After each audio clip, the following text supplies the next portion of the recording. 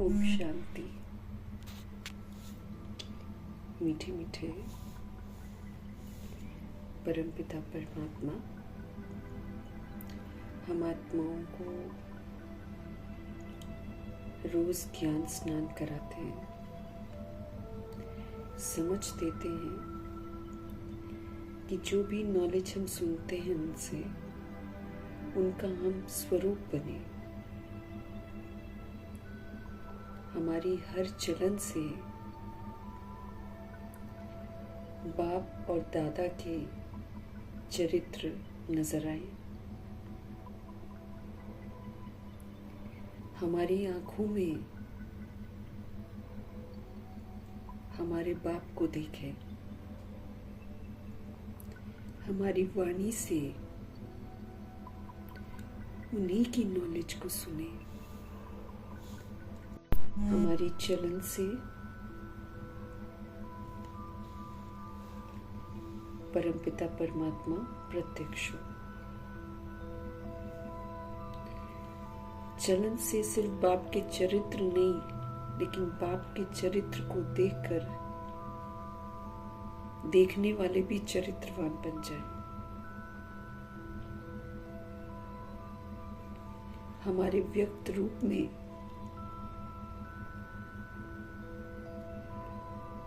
हम सब अव्यक्त मूर्त नजर आए। बाबा कहते हैं ऐसा पुरुषार्थ करो जो बाप दादा ने मेहनत की है उसका फल स्वरूप दिखाई दे। प्रैक्टिकल में स्व परिवर्तन की तरफ विशेष ध्यान खिंचवाने वाले परमपिता परमात्मा जी का हम सब तहे दिल से धन्यवाद करेंगे।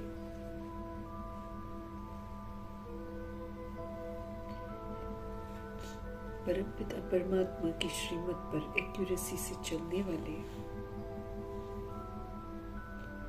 व्यक्त ब्रह्मा, अव्यक्त ब्रह्मा, गुप्त बड़ी माँ, big brother, great great grandfather का रोल प्ले करने वाली आत्मा ब्रह्मा जी का तहे दिल से धन्यवाद करेंगे। धन्यवाद करते हुए दोनों जबरदस्त लाइट्स को वहां से नाजिर करते हुए मीठे मीठे परमपिता परमात्मा जी के महावाक्य हम सब उन्हीं से समझेंगे।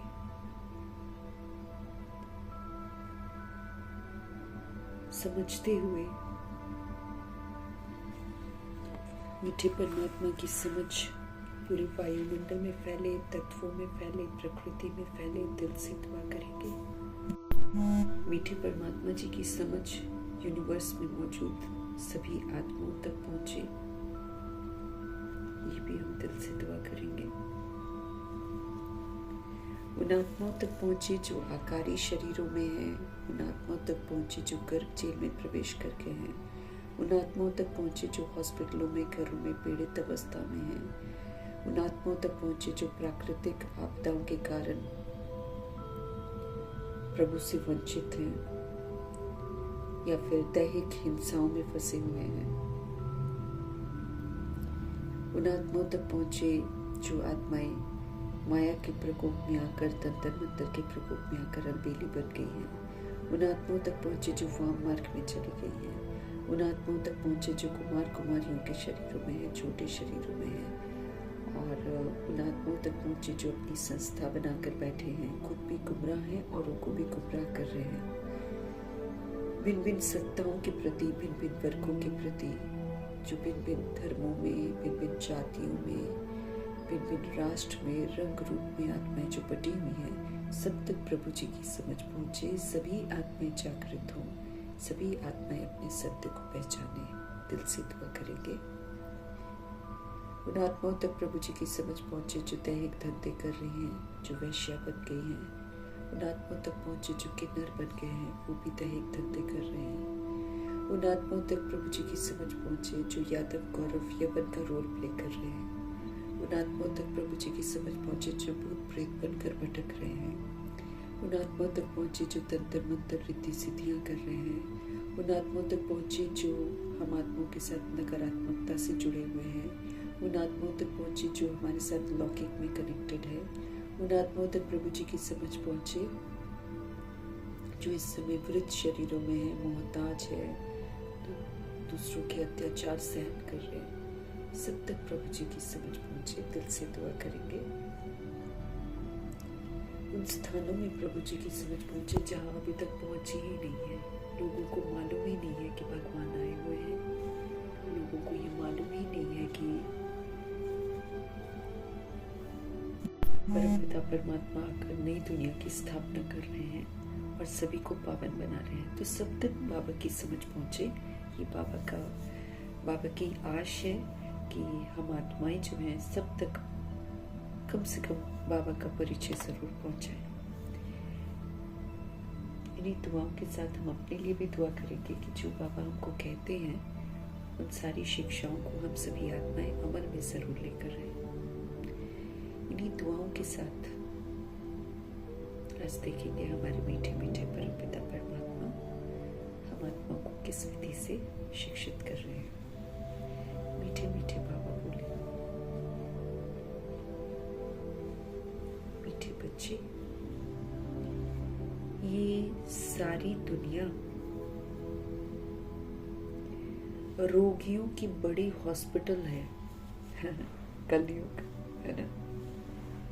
ये जो दुनिया है, ये सारी दुनिया रोगियों की बड़ी हॉस्पिटल है। बाबा आए हैं सारी दुनिया को निरोगी बनाने। हम आत्माएं हैं। बाबा हमको समझ देते हैं कि जब हमारे में देह का भान आता है, जब हमारे में देह का अभिमान आता है, जब हमारे अंदर में रावण रूपी काम, क्रोध, लोभ, मोह, अहंकार, ईर्ष्या, द्वेष, अलबेलापन, सुस्ती, आलस्य, बदले की भावना, नफरत, जातिवाद,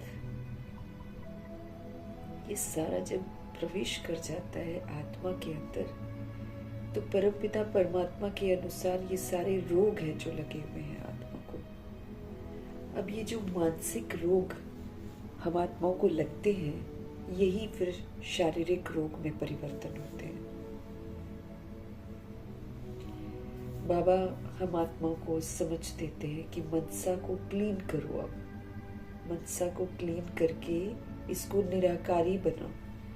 सभी को आत्मा रूप में देखो। किसी को भी दैहिक दृष्टि से मत देखो। किसी के अवगुण मत देखो,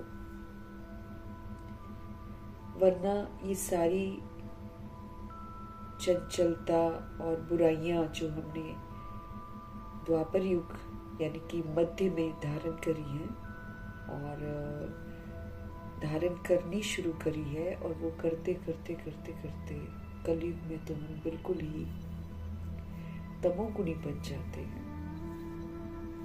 हम स्वयं को नहीं देखते हैं, लेकिन हम सभी आत्माएं दूसरों को देखते हैं, दूसरों को हम करेक्शन करते हैं, दूसरों की खामियों को देखते हैं और भी हम बुराइयों से भर जाते हैं।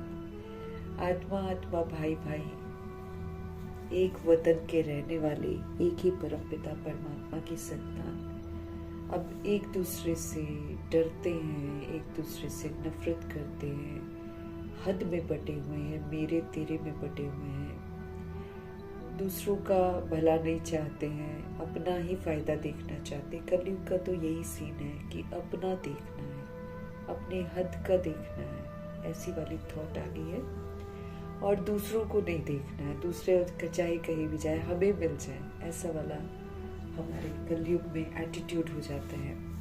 तो ये सारी चीजें जो है ये रोग गिनी जाती हैं। हम सहन नहीं कर पाते, हम एडजस्ट नहीं करते, हम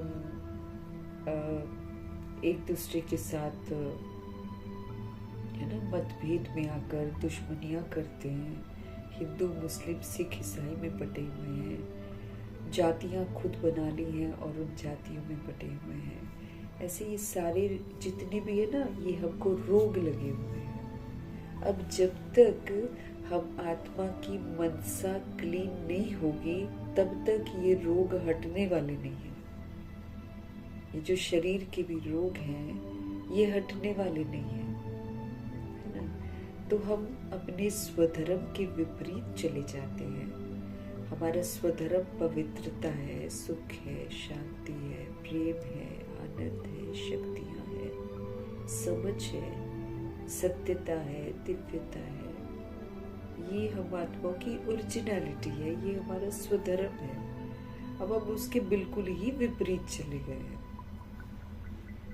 अब जो स्वधर्म में है उसकी जो कामनाएं हैं हम दूसरों से चाहते हैं, वहां से मिले, वहां से सुख मिले, वहां से शांति मिले, उससे मुझे समझ मिले, वो मुझे समझे, वो एडजस्ट करे, वो ऐसा करे, वो ऐसा करे।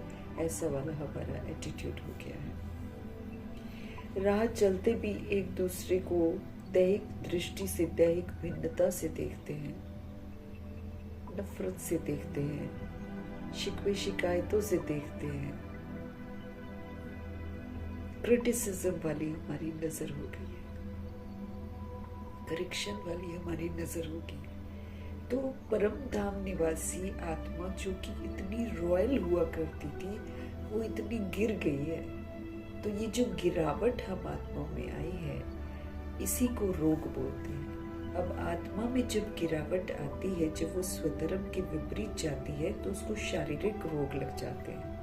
जैसे बाबा कहते काम विकार में जो जाता है उसके हड्ड गुड्डे टूटते हैं। ये शरीरों की जो दर्दें हैं आजकल के समय में जो इतनी बढ़ती चली जा रही हैं, वो सारा ये रोग लगे हुए हैं हमको। काम विकार है, फिर क्रोध भी बहुत आता है, क्रोध के बाल बच्चे भी हमारे अंदर घुसे हुए हैं। चिढ़ना, है ना, आवेश में बात करना, रोग में बात करना, दूसरों को नीचे करना, अपने ऊपर उठना, ये सारा क्या है, बीमारियां ही बीमारियां हमको लगी हुई है। फिर क्रोध आता है, फिर लोभ भी आता है, ये भी मुझे मिल जाए, वो भी मुझे मिल जाए। फिर मोह आ जाता है। वो चीजें जो हमारी नहीं है, जिन पर हमारा हक नहीं है और जो विनाशी है, उनको हम मेरा मेरा कहकर उसके गीत गाते हैं। उसको लेने के लिए हम कितने गुनाह करते हैं, है ना। वो कमाई के भी गुनाह करते हैं, तो मोह भी आ जाता है हमारे अंदर। और फिर अहंकार तो चरम सीमा पर है, खामखा का अहंकार है। शरीर चल नहीं रहा होगा, शरीर दुखी होगा, परेशान होगा, फिर भी गुस्सा खत्म नहीं होता, अहंकार खत्म नहीं होता, रोग खत्म नहीं होता। ऐसे इंसान अकड़ता है जैसे हम सब कुछ कर लेंगे, है ना। तो ऐसे जो आत्मा को जो रोग लग गया है उसका इफेक्ट फिर बॉडी पर आ रहा है।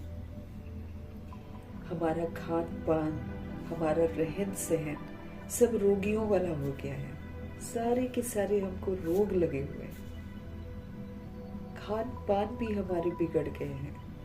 हम देह के अभिमान में खाते हैं, हम देह के लिए खाते हैं कि देह को हम ऐसा बना दे, देह को हम वैसा बना दे। तो ये ले लेता है एक रोग का रूप, है ना। हमारी सोच जो है ना, वो सोच हमारी तामसिक हो जाती है। उस सोच के साथ फिर हम तामसिक फूड खाते हैं, वो फिर हमको रोग लग जाते हैं। फिर देखो, बाबा के मिलने से पहले हमारा उठना और सोना ये सारा गड़बड़ था। कईयों को तो ये नहीं पता है कि सूर्य उदय कैसे होता है। 10-10, 11-11 बजे तक बेड पर रहते हैं, उसके बाद उठते हैं। ये सारा क्या है, बाबा को क्या बोलते हैं कि जो 2 बजे उठता है वो महायोगी है, जो 4 बजे उठता है वो योगी है, जो 5 बजे उठता है वो भोगी है, जो 6 बजे उठता है वो रोगी है, और जो उसके बाद उठता है वो महारोगी है। तो वो शरीर को रोग लगते हैं, पहले आत्मा को रोग लगते हैं। आत्मा नियमों के खिलाफ चली जाती है, उसका प्रभाव शरीर पर पड़ता है।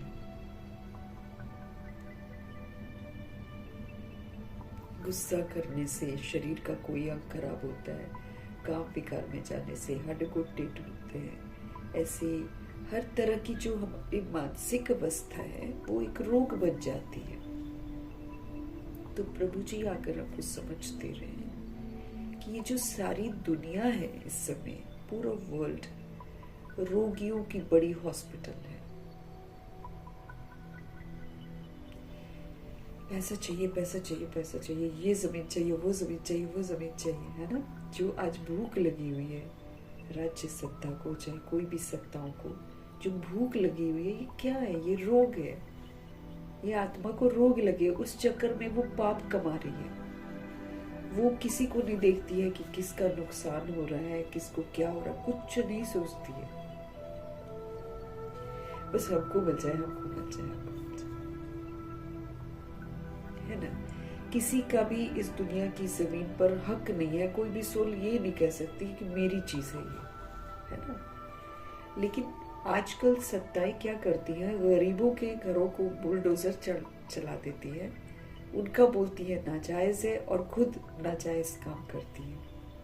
ये क्या हो गया है? सोल्स को रोग लग गए हैं, अंधी हो गई है आत्मा इस समझ से।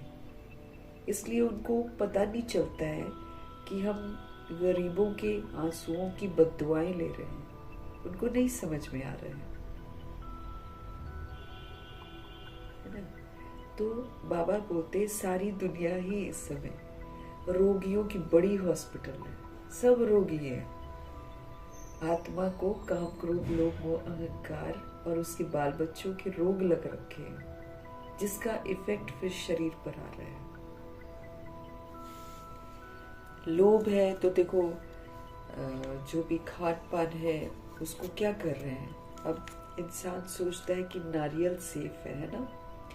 वो नारियल को भी इंजेक्शन लगा रहे हैं, उसके पेड़ की जड़ों को इंजेक्शन लगाते हैं। छोटे छोटे जो नारियल होते हैं ना पीने वाले पानी, उसमें इंजेक्शन लगाते हैं। वो रातों रात फिर बड़ा हो जाता है। कोई चीज मनुष्य नहीं छोड़ रहा है, इतना वो भ्रष्ट बुद्धि हो गया है।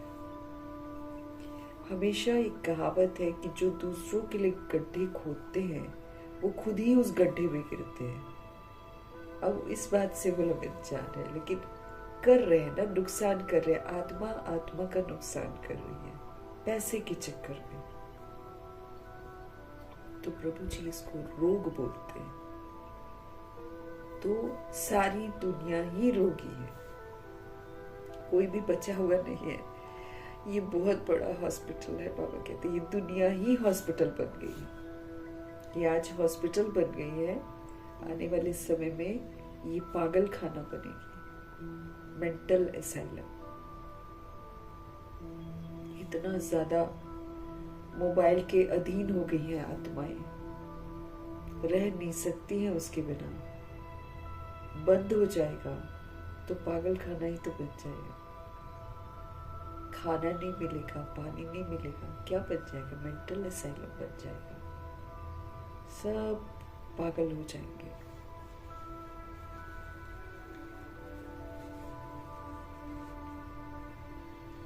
सिचुएशंस बनती जा रही हैं, लड़ाई झगड़े की, मारा मारी की सिचुएशंस बनती चली जा रही हैं। और बाबा कहती है बनती ही चली जाएंगी क्योंकि बदलना है सृष्टि को। अब इसीलिए अति में जाएंगे सारे। तो ये सारी दुनिया रोगियों की बड़ी हॉस्पिटल है। बाबा आए हैं सारी दुनिया को अपनी रोगी बनाने के लिए। अब बाबा हमको कैसे बोलते हैं सब कुछ कैसे ठीक होगा? बाबा कहते हैं संकल्पों से अब तुम अपने आप को ठीक करो। तुम नेगेटिव सोचते हो, तुम अब पॉजिटिव सोचो, अपने लिए भी और सारे वर्ल्ड के लिए भी। बाबा कहते हैं तुम्हारी हर सोच जो है प्योर होनी चाहिए, पॉजिटिव होनी चाहिए और एक पावरफुल ब्लेसिंग होनी चाहिए। ये बाबा हमको बोलते हैं, समझ देते हैं कि हम सोल्स कितनी शक्तिशाली आत्माएं हैं। हम परम धाम के रहने वाले हैं, पवित्र धाम के। ये तो कमजोर हो गए हैं दैहिक चंचलता में आकर, वरना हम शक्तिशाली आत्मा है। अब इस बात को जितना हम स्वीकार कर लेते हैं और जितना इसमें स्थित होते चले जाते हैं, उतना हम अपने आप को चलाने के लायक बन जाते हैं। बाबा के अब गलतियां तो हम सभी ने कर रखी है ना। विकार में जाना गलती तो है। आज का वृद्ध अवस्था ले लो, चाहे वृद्ध भी छोड़ दो, आजकल तो यूथ में भी हड्डगोडे दुखने लग जाते, क्योंकि विकारी दृष्टि बढ़ती चली जा रही है ना। तो इस बात से लोग अनजान है कि ये रोग बन जाते हैं हमारे। तो 63 जन्मों की हमारी गलतियां हैं, जिसकी हम सजा भी एंड कयामत की घड़ियों में भुगतते हैं। लेकिन बाबा हमको ये समझ देते हैं कि व्याधियां आएंगी, लेकिन उन व्याधियों में रहते हुए आप शुद्ध, सकारात्मक और शक्तिशाली आशीर्वाद वाले बोल बोलो, अपने लिए भी, सबके लिए भी। हम बीमार हैं, बाबा कहते हैं आप बोलो मैं स्वस्थ हूं। मैं क्या कर रही हूँ? अपने आप को ब्लेसिंग दे रही हूँ। अब ये ब्लेसिंग मुझे, जैसे दादियां वगैरह हैं जब बीमार होती है, वो थोड़ी बोलती हैं कि हम बीमार हैं, बीमार हैं, पता भी नहीं लगने देती हैं कि बीमार हैं। तो हमेशा क्या बोलती हैं? मैं स्वस्थ हूं, मेरा शरीर बिल्कुल ठीक है। ये ब्लेसिंग देनी है हमको, भले तकलीफ हो रही होगी। बाबा कहते हैं इसको 1 महीना बोलेंगे, 2 महीना बोलेंगे, 3 महीना बोलेंगे, ठीक हो जाएगा। क्योंकि बहुत समय का बैड है ना, अब बहुत समय तक अच्छा भी तो बोलना पड़ेगा। किसी को तो बताना ही नहीं है कि हम बीमार हैं, और खुद अपने आप को ब्लेसिंग देते जाना है, देते जाना है। मैं बिल्कुल ठीक हूँ, ये शरीर प्रभु का इंस्ट्रूमेंट है, और फिर इसको फिर इंस्ट्रूमेंट की, प्रभु के इंस्ट्रूमेंट की तरह इसको यूज भी करना है। ये नहीं कि खाली हम मुख से बोल रहे हैं, यूज करो। तन तकलीफ में है, सेवा करो, बाबा के कमरे की सेवा करो, सफाई करो, ताकत आ जाएगी बॉडी में। बाबा क्या बोलते हैं? भक्ति मार्ग में जिस चीज की लोगों के पास कमी होती है, उसी का वो लोग दान करते हैं। तो तन अगर हमारा खराब होता है किसी भी वजह से, तो उस तन को सेवा में लगाओ और ठीक होता चला जाएगा। जिसको जितना उसको बिठा के रखेंगे वो ठीक नहीं होएगा ना। और साथ में सेवा करते करते ब्लेसिंग्स देते जाओ। ये बाबा का इंस्ट्रूमेंट है। रोज सुबह ये बाबा का इंस्ट्रूमेंट है। धन्यवाद है इसका। इसमें रहते हुए मुझे पवित्र बनना है, और ये मेरी काया जो है ये बिल्कुल निरोगी है। बाबा की ब्लेसिंग्स है। ऐसे करके रोज बोलते जाए। बाबा हमको यही बोलते हैं, रोज बोलो, रोज संकल्प अच्छा करो। करते करते क्या हो जाएगा? शरीर को ब्लेसिंग्स मिल जाएंगे, शरीर ठीक हो जाएगा। अगर इसमें कोई प्रॉब्लम भी होगा, दर्द नहीं होगा हमको। दादियों को दर्द नहीं होता था। कहना मानेंगे बाबा का, तब तो ठीक होगा ना।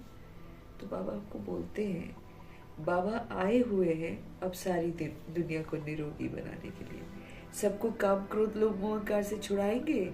आत्मा फिर से पवित्र बनेगी, निरोगी बन जाएगी।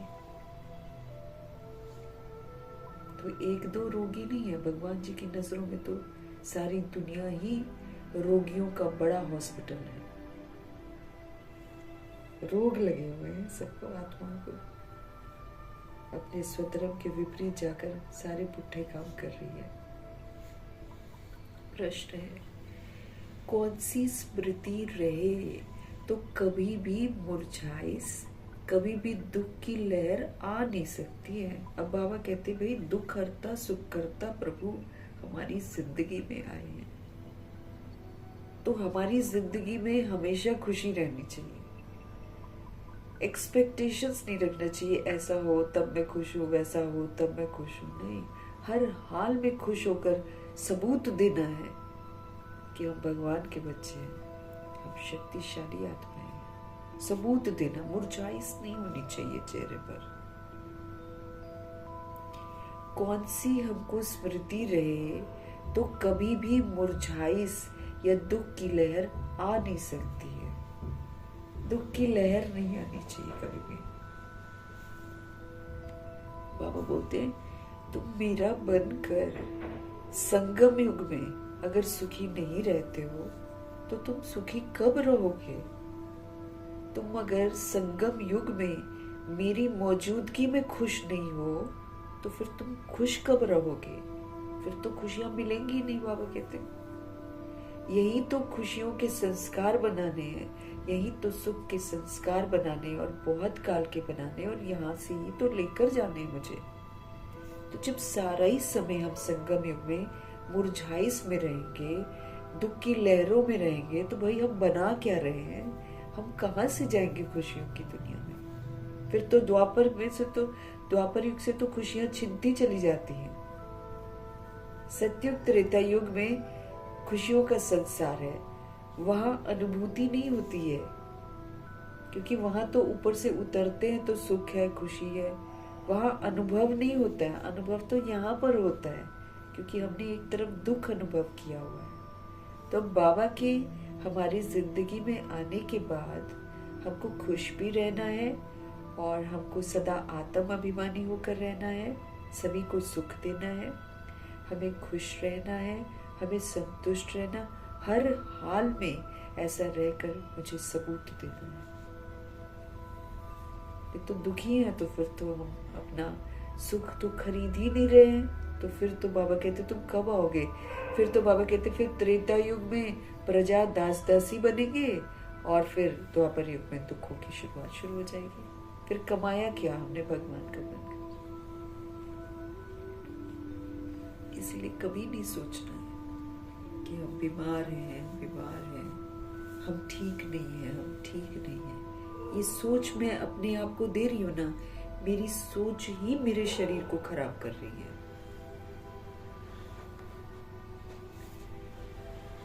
बाबा तो बोलते तन मन का जिक्र मत करो कि मैं दुखी हूँ, परेशान हूँ। वो तो तुम ब्लेसिंग करते जा रहे हो, तथास्तु होते चले जा रहे हैं, है ना?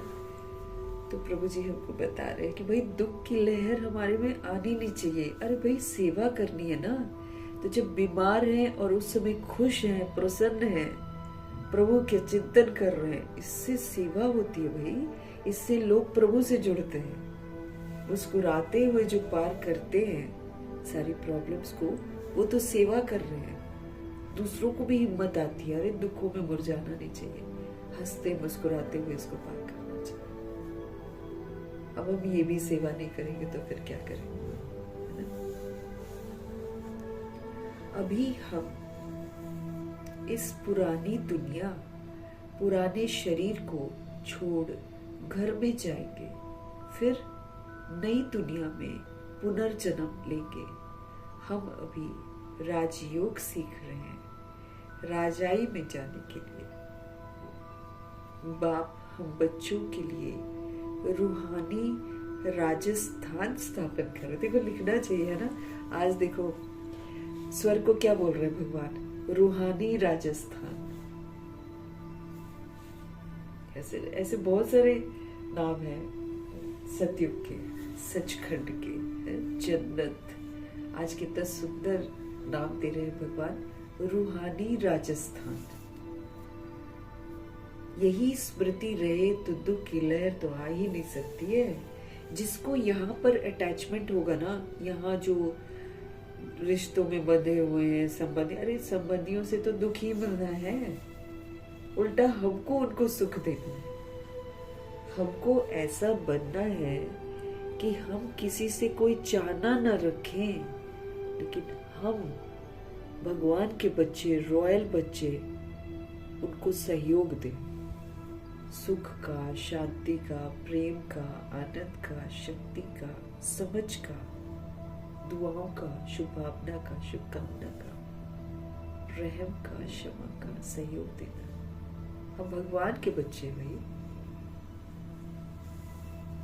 वो नशा नहीं चढ़ता ना कि हम भगवान के बच्चे हैं। नशा चढ़ना चाहिए।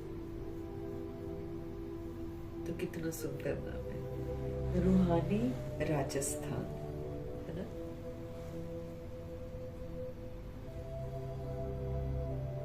बाप हम बच्चों के लिए रूहानी राजस्थान स्थापित कर रहे हैं। अगर हमको ये स्मृति रहे तो दुख की लहर तो आ ही नहीं सकती, बाबा कहते हैं। लेकिन ना फिर दिमाग इधर से हटना चाहिए ना।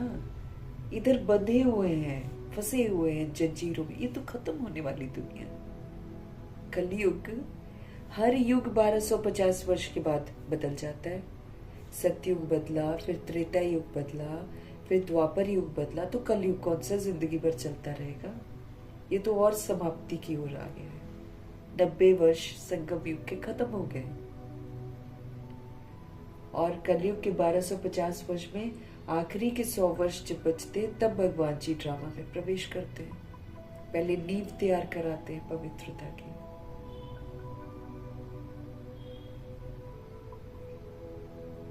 पहले नींव तैयार कराते हैं बाबा।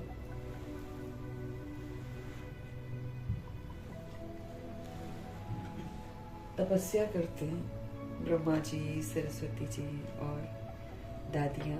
इन्होंने कितनी सुंदर 14 वर्ष की तपस्या करी है, सादगी में रहकर तप किया है, तप, है ना। तो फिर नींव तैयार करी, फिर हम सभी आत्माएं बाद में आए हैं, है ना। तो अब हमको भी तो इसी रूहानी नशे में रहना है ना। हमको भी तो नहीं रहेंगे क्या? फिर बाबा पूछते हैं ना आत्माओं से। बाबा कहते कौन सी स्मृति आपको रहे तो कभी भी मुरझाइश या दुख की लहर तो आ ही नहीं सकती है। प्रभु जी बोलते हैं क्या सोचना, क्या स्मृति रहनी चाहिए हमारे अंदर कि अभी हम स्मृतियों से ही तो समृद्धि आती है ना। क्यों बाबा हमको रोज इतनी स्मृतियां दिला रहे हैं? क्यों हमको इतने सारे स्वमान दे रहे हैं? ताकि इन स्मृतियों को हम पक्का करें। पक्का करते करते करते करते ये मेरे चित्त पर बैठे। आत्मा हूँ, परमात्मा का बच्चा हूँ, परम धाम निवासी आत्मा हूँ, ये रिकॉर्डिंग पक्की करनी है। तब ये दिमाग हटेगा कि मैं सो एंड सो हूँ, मैं सो एंड सो यहाँ पर रहता हूँ, मेरा इतना परिवार है, वगैरह वगैरह। वो तो झूठ है, खत्म होने वाला है। सच्चाई की तरफ हम लौट रहे हैं। तो बाबा कहते हैं अभी हम इस पुरानी दुनिया, पुराने शरीर को छोड़कर अपने घर जाएंगे। भाई हमारा घर ऊपर है, यहाँ घर थोड़ी है। जैसे कोई रेंट पर रहता है, किसी का अपना मकान है, लोग कहते हैं ना मेरा घर है ये। अब हम ठंडे दिमाग से देखें, इस घर को मेरा कहने वाले किसका मेरा रहा है? वो हर मेरा कहने वाली आत्मा उस मेरे को छोड़ कर जाती है। रियलिटी है ना ये। बस इस रियलिटी को समझ लेना है कि मतलब हम यहाँ पर मेहमान हैं। चाहे हम अपना घर बना सकें या फिर हम रेंट पर रहें, हम यहाँ पर मेहमान ही रहेंगे। कितना बड़ा भी बंगला हम बना लें, हम मेहमान ही हैं। ऊपर से आए हैं भाई हम, है ना। तो फिर भगवान जी हमको समझ दे रहे हैं कि भाई अब अपनी स्मृतियों को नया बनाओ। हम इस पुरानी दुनिया, पुराने शरीर को छोड़कर घर में जाएंगे, फिर नई दुनिया में हम पुनर्जन्म में आएंगे। हम अभी राजयोग सीख रहे हैं। हम तो बन गए थे गुलाम, अब हम क्या सीख रहे हैं? राजयोग। जब तक मैं आत्मा अपने को शरीर रूपी राजधानी का राजा नहीं समझती हूँ, तब तक मेरा योग परमात्मा के साथ लग ही नहीं सकता। राजयोग। त्रिकुटी में मैं बैठती हूँ, जहाँ लोग बिंदियां लगाते हैं तरह तरह की, वहां मैं बैठी हुई हूँ।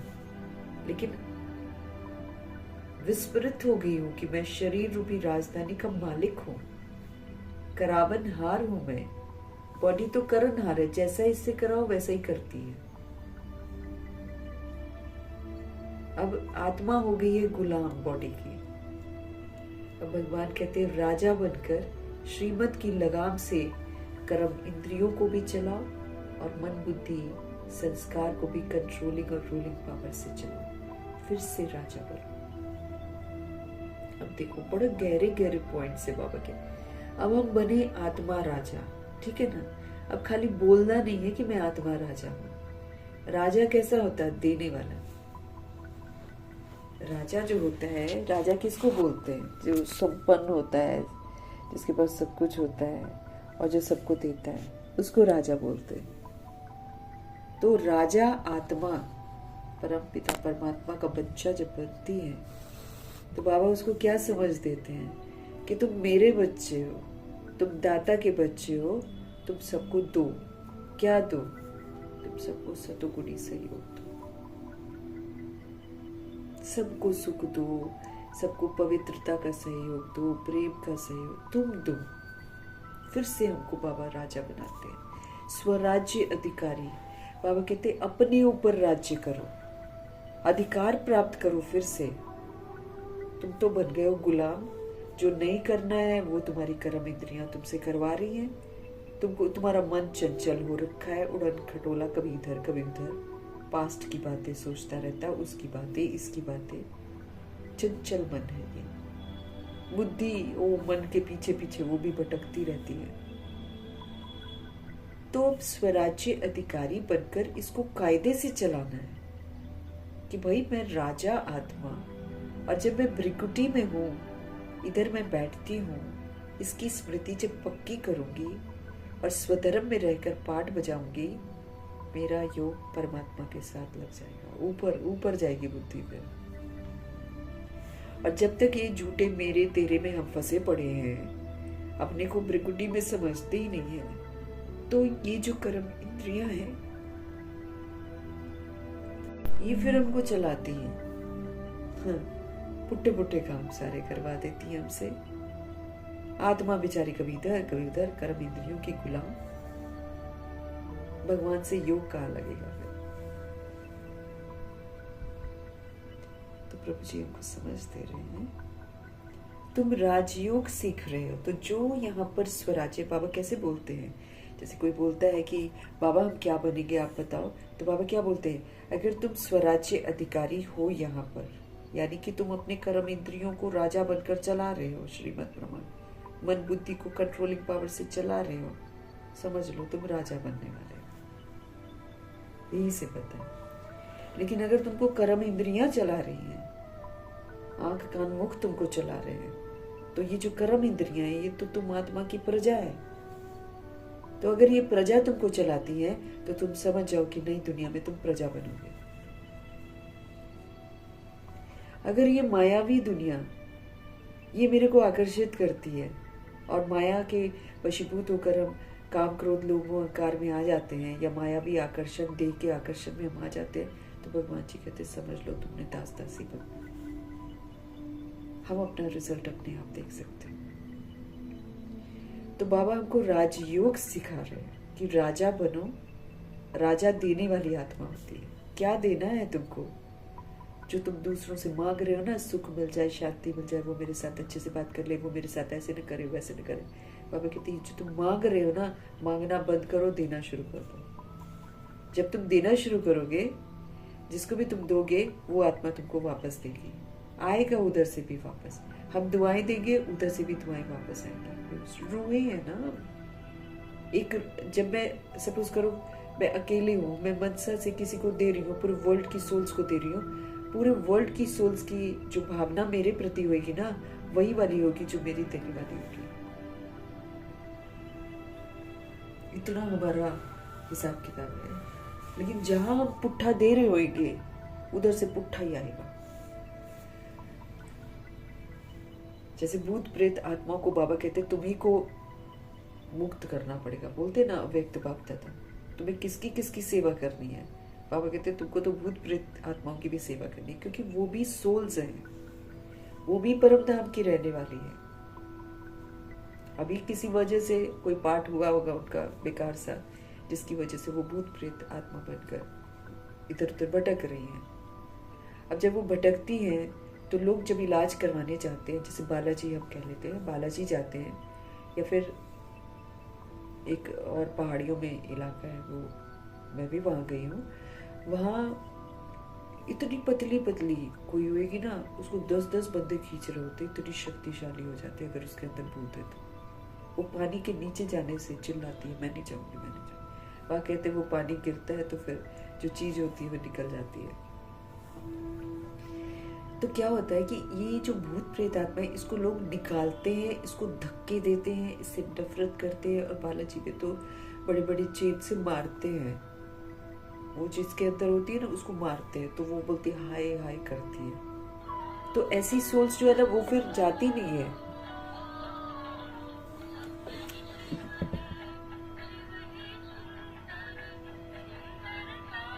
जाती नहीं, क्यों?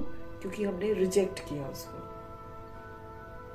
अब बाबा हमको देखो कैसे सिखा रहे हैं, कोई तुम्हारा बुरा करता है, कोई भूत प्रेत है, चाहे कुछ भी है, बाबा हमको क्या बोलते हैं? परोपकारी बनो,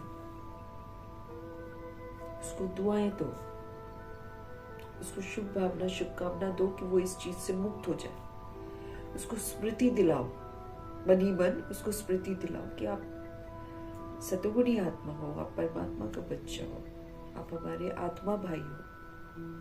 पिछले जन्म में कुछ हिसाब किताब है, तो अगर हमने आपको चोट पहुंचाई है तो हम माफी चाहते हैं। अब चलो बाबा फिर आए हैं आपको लेने,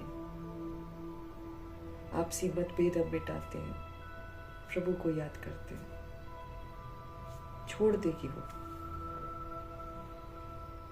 समय लेती हैं आत्माएं, हिसाब किताब होते हैं ना, क्योंकि बहुत समय तक हम रिजेक्ट करते हैं किसी को। इसीलिए हमारे को देखो बाबा ने क्या बोला, कुछ भी तुम्हारे साथ होगा, तुमको रिएक्ट नहीं करना है, तुमको रिजेक्ट नहीं करना है, तुमको क्वेश्चन नहीं करना है, तुमको करेक्शन नहीं करना है, तुमको परिवर्तन करना है। कैसे? शुभ भावना शुभकामना से। ये सबसे अच्छा इलाज बताते हैं बाबा।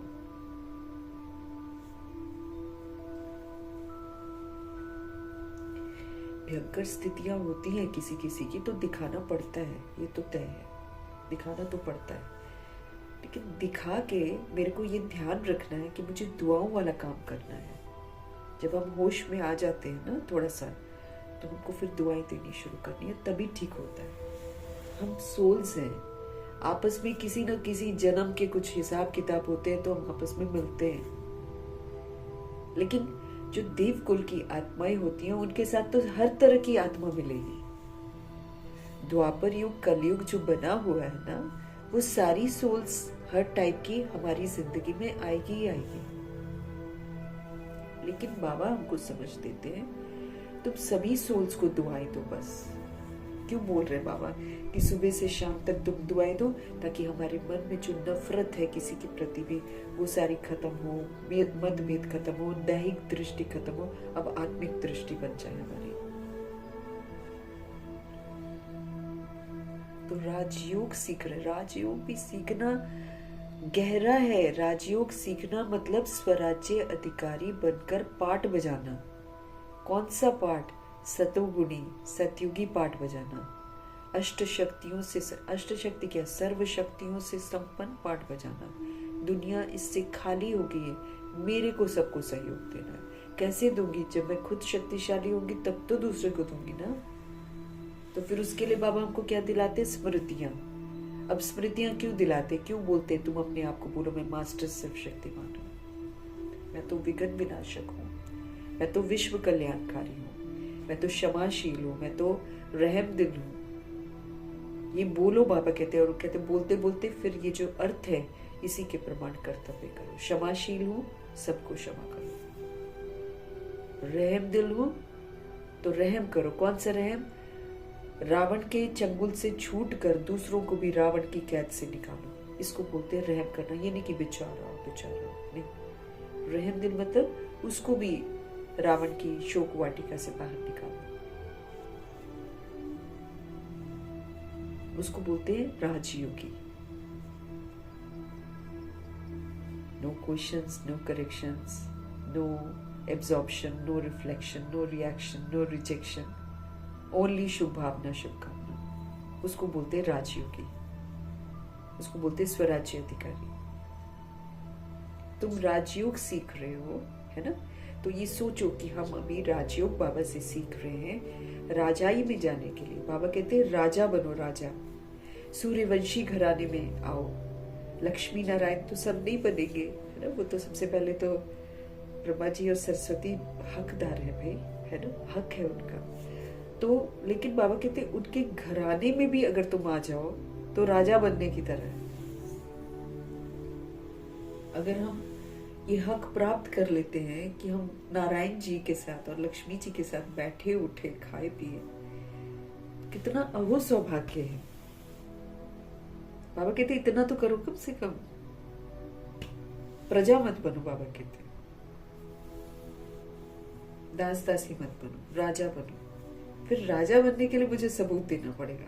मेरे साथ बुरा भी करेंगे, सब कुछ करेंगे, लेकिन मैं राजा आत्मा, प्रभु से मिला हुआ सारा, प्रभु से मिली हुई शक्तियां, प्रभु से मिले हुए गुण, प्रभु से मिले हुए ज्ञान को यूज करके सहयोग देंगे। बस हम किसी से कुछ नहीं मांगे, हमको नहीं चाहिए किसी से। हम नहीं कहेंगे ये मुझे बुरा ना करे, वो मुझे ऐसे ना करे, वो मेरे साथ ऐसे बात, हम नहीं मांगेंगे। हम तो अच्छा व्यवहार करेंगे क्योंकि हम राजा के बच्चे ना। राजा है, राजा परमपिता परमात्मा के दाता के बच्चे हैं। स्मृतियां, तो हम राजयोग सीख रहे हैं राजाई में जाने के लिए। बाप हम बच्चों के लिए रूहानी राजस्थान स्थापन कर रहे हैं, जहां पर राजा राजा बनकर सब रहेंगे। रूहानी राजस्थान, यही स्मृति रहे। दुख की लहर बाबा कहते आ ही नहीं सकती, आ ही नहीं सकती दुख की लहर। अगर हम ऐसी अच्छी अच्छी सोच को बुद्धि में रखें तो इस दुनिया से क्या चाहना है? हम इस दुनिया से चाहते हैं, इसीलिए दुखी रहते हैं। बाबा कहते ये तो दुख धाम है, यहाँ से तो दुख ही मिलेगा बच्चे, जितना मर्जी तुम कर लो, दुख की प्राप्ति होनी है। इससे उम्मीद कोई मत रखो। इधर जो इतनी सुंदर 2500 वर्ष की दुनिया बाबा बना रहे हैं, बाबा कहते इस तरफ ध्यान दो। जब हम इस तरफ पूरा ध्यान देंगे, दुख भूल जाएंगे। दुख होता क्या, एकदम दिमाग से उतर जाए, है ना? जैसे ब्रह्मा जी को नशा चढ़ गया था, अरे विष्णु बनेंगे हम, लो जी साइड हटाओ, प्रॉपर्टी ये वो साइड, बेगर बन गए एकदम। जब आप अपना सब कुछ दूसरे को दे देते हो और किसी और को वो रिस्पॉन्सिबल बना देते हो, मातेश्वरी को रिस्पॉन्सिबल बना दिया, माताओं को रिस्पॉन्सिबल बनाकर कभी उसमें से 1 रुपया भी अपने लिए नहीं लिया, ना अपने घर वालों को दिया, क्योंकि लौकिक से अलौकिक में परिवर्तन कर दिया ना उन्होंने। उनको नशा चढ़ गया कि मुझे कृष्ण बनना है बस। तो देखो सारा भाग्य प्राप्त कर लिया। अब जो बैठकर कलयुग के पीछे ही है, कलयुग में ये मुझे मिल जाए, कलयुग में मेरा ऐसे हो जाए, कलयुग में मेरा वैसे हो जाए, तो टाइम वेस्ट कर रहे हैं। टाइम वेस्ट है, वो तो खत्म होने वाला है। चाहे हम कुछ भी चीज कर ले, सब टाइम वेस्ट है। प्राप्तियां जो करनी है, इधर हमको ध्यान देना है। तो जब हम इस स्मृति में रहेंगे, रूहानी नशा चढ़ा रहेगा, दुख की लहर खत्म। इसीलिए स्मृतियों को पक्का करना है। स्मृति से समर्थी आती है, ताकत आती है। जब ये स्मृति में है ना, आत्मा हूं मैं, वहीं से पावर आ जाती है कि यहाँ की तो मैं हुई नहीं। आत्मा कहते ही पावर आती है। और फिर किसका बच्चा हूं? भगवान का बच्चा हूं, और डबल पावर आ गई। इधर के आकर्षण से परे होना, कहां की रहने वाली हूं? परम धाम की रहने वाली हूं। तो इधर की अपवित्रता खत्म, उधर की पवित्रता की धारणा शुरू। स्मृतियां लानी है ना भाई, जो सच है उसकी तरफ लौटना है आपको। झूठ तो हमने देख लिया, झूठ से तो हम दुर्गति में आ गए। तो रूहानी राजस्थान में चलने की तैयारी करनी है। तो सारा ध्यान इसमें चला जाएगा। जब आप कहीं पर अपना ध्यान लगा देते हो कि भाई ये चीज़ मुझे करनी है, ये पढ़ाई करनी है, ये धारणा करनी, बाबा ने मेरे को ये बोला, बाबा ने मेरे को ये बोला, मुझे ये वरदान लेने हैं, मुझे ये, अगर आप इसमें मसरूफ हो जाएंगे, शारीरिक कष्ट सब पता ही नहीं चलेगा। जितना बैठकर दुख सोचते रहते हो उतना दुखी और होते रहते हैं। वो तो उससे क्या फायदा ना। हम तो राजस्थान के लिए तैयारी भी नहीं, रूहानी राजस्थान के लिए तैयारी भी नहीं कर रहे हैं, और ये दुख दाम तो मेरे दुख रहते रहते ही खत्म हो जाएगा। फिर मैंने तो खुशी का संस्कार नहीं बनाया, मैंने तो सुख का संस्कार नहीं बनाया, तो मेरे को सचखंड में रूहानी राजस्थान में घुसने कौन देगा। मैंने तो फिर कुछ पाया ही नहीं, मैंने तो फिर अपने लिए दुख ही खरीदे, मैंने तो दुख धाम ही बनाया। फिर हम जाएंगे कहाँ? एकदम त्रेता युग के एंड में प्रजा दास दासी बन जाएंगे, और उसके बाद द्वापर युग, फिर दुखों का दौर शुरू। फिर किया क्या मैंने भगवान का बनकर? गीत है, तुम ही हो माता पिता, तुम ही हमारे शिव बाबा, हमारे मदर फादर, टीचर, सदगुरु, ब्रदर सिस्टर, साजन सजनी, और माशूक, बच्चा। भगवान कहते ये जो तुमने ताम झाम इतना बना रखा है ना देह का, एक भी तुम्हारा नहीं है। सच्चाई में रहो ना, एक भी तुम्हारा नहीं है। 63 जन्म तुमने परिवार बनाया, हाँ, एक भी तुम्हारा नहीं है। क्यों? ये ड्रामा है, ये रोल है, ये खेल है। अब मैं ऊपर से आत्मा नीचे आऊं, बॉडी लूं और बॉडी का विस्तार करूं और बोलूं ये मेरा है, ये मेरा है, ये मेरा, तो क्या हो जाएगा क्या? अब इतने तामझाम और इतने मोह माया में हम लोग फंसे हुए हैं कि भगवान जी कहते भैया तुम मुझे सर्व संबंधी बना लो, तुम बना लो मुझे अपना बच्चा, तुम बना लो मुझे अपने हर रिश्तेदार जो तुम्हारे हैं, हर, एकदम बाबा ने स्पष्ट बोला हुआ है, एक एक रिश्ता मुझे बनो। पोतरा धोतरा भी तुम मुझे बना लो, नहीं तो तुम्हारे पोतरे धोतरे ही तुम्हें फेल करा देंगे, भगवान का बनने ही नहीं देंगे, एंड में दुर्गति करा देंगे। माया है ना, ये माया है बस। तो इसीलिए, और बाबा सिर्फ ये नहीं बोलते कि मुझे सर्व संबंधी बना, बाबा कहते सर्व संबंधी बनाकर अनुभव भी कर लो। ये बच्चे, ये पोतरे धोतरे, ये तो सुनेंगे भी नहीं कहना, ये आगे अभी भी नहीं सुनेंगे, आगे चलकर भी नहीं सुनने वाले हैं। ये चंचलता है, ये विकार से पैदा हुआ है। तो बाबा कहते हैं अगर तुम उम्मीद करते हो कि इनसे तुमको कुछ मिलेगा या ये तुम्हारा साथ देंगे, तो इनमें से तो कोई भी आपका साथ नहीं देने वाला है। आत्मा को बोलते हैं, ये तो चलते फिरते की दुनिया है। आप कमा रहे हो ठीक है, जिस दिन आप कमाने के उसमें नहीं हो गए, थोड़ा सा शरीर से कमजोर हो जाए, देखो कैसे बर्डन हो जाते बच्चों पर। आजकल शरीर के माँ बाप बर्डन हो जाते हैं, रखना नहीं चाहते। कितने लोग वृद्धाश्रम, किसका सबूत है? घरों से निकाले हुए, घर बहुत बड़े बड़े हैं बच्चों के पास, लेकिन बर्दाश्त नहीं करते हैं, आश्रमों में भेज देते हैं। ये कलयुग है। इसलिए बाबा कहते किसी रिश्ते से उम्मीद मत रखो, तुम मुझे सर्व संबंधी बनाकर मेरे से अनुभव कर लो कि मैं तुम्हारा साथ देता हूं कि नहीं देता हूं। जैसे एक लेडी है ना, वो एक आत्मा है, वो उसने बोला था वो ओल्ड हो गई थी, उसको कोई नहीं देखने वाला, उसको प्यास लगी थी, तो उसने ऐसे ही बोला था, शिव बेटा मुझे पानी तो पिला दे। थोड़ी देर में शी सेड कि ऐसा लगे जैसे मैंने पानी पी लिया।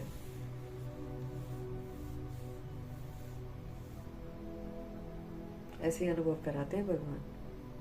या तो किसी को निमित्त बना देंगे, कोई आ जाएगा ऐसे घूमते फिरते आपके पास कर देगा, या फिर भगवान खुद ही करते हैं, अनुभव करा देते हैं। वो अपना अनुभव बड़े नशे से सुनाते हैं कि मेरा तो शिव जो है वही बेटा है, वही सब कुछ है।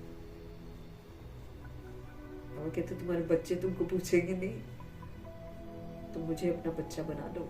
तुम जिस रिश्ते को सोचते हो कि इस रिश्ते से मुझे सहारा मिलेगा, उसी रिश्ते से तुम्हें धोखा मिलेगा, और फिर तुम अस्त व्यस्त हो जाओगे, बुद्धि का योग उसी चिंतन में चला जाएगा और अंतिम समय आ जाएगा। फिर किसी से उम्मीद रखनी ही नहीं है। तो प्रभु जी हमारे सर्व संबंधी हैं। ओम शांति। गीत कोई तुम बच्चों के लिए नहीं है, नए नए को समझाने के लिए है। अब इसके वर्डिंग्स जो होंगे ना डिफरेंट डिफरेंट होंगे। तो बाबा कहते हैं नए नए जो आती है ना आत्माएं, अब जैसे हस्बैंड है और वाइफ है, दोनों मंदिर में जाकर बोलते हैं तुम ही हो माता पिता, तुम ही हो बंधु सखा तुम्हारा, है ना, ऐसे बोलते हैं। या अब बालक तेरे, ये भी बोलते हैं ना। तो फिर ये जो है ना नए नए जो आते हैं उनको समझाना कि देखो भाई गीत ऐसे बने हैं, तो इसका मीनिंग ये निकलता है, तो फिर हमारा आपसी रिश्ता कैसा हो गया, है ना। इस नजरिए से उनको वो ब्रदर सिस्टर वाला भावना लाकर उनको पवित्र बनने की बाबा युक्ति बताते, क्योंकि उनके शुरू में तो ब्रदर सिस्टर का एक बहुत अच्छा वो समझा जाता था, तो पवित्र रिश्ता। अब तो शादियां भी करते हैं, लेकिन शुरू में ऐसे नहीं होता था।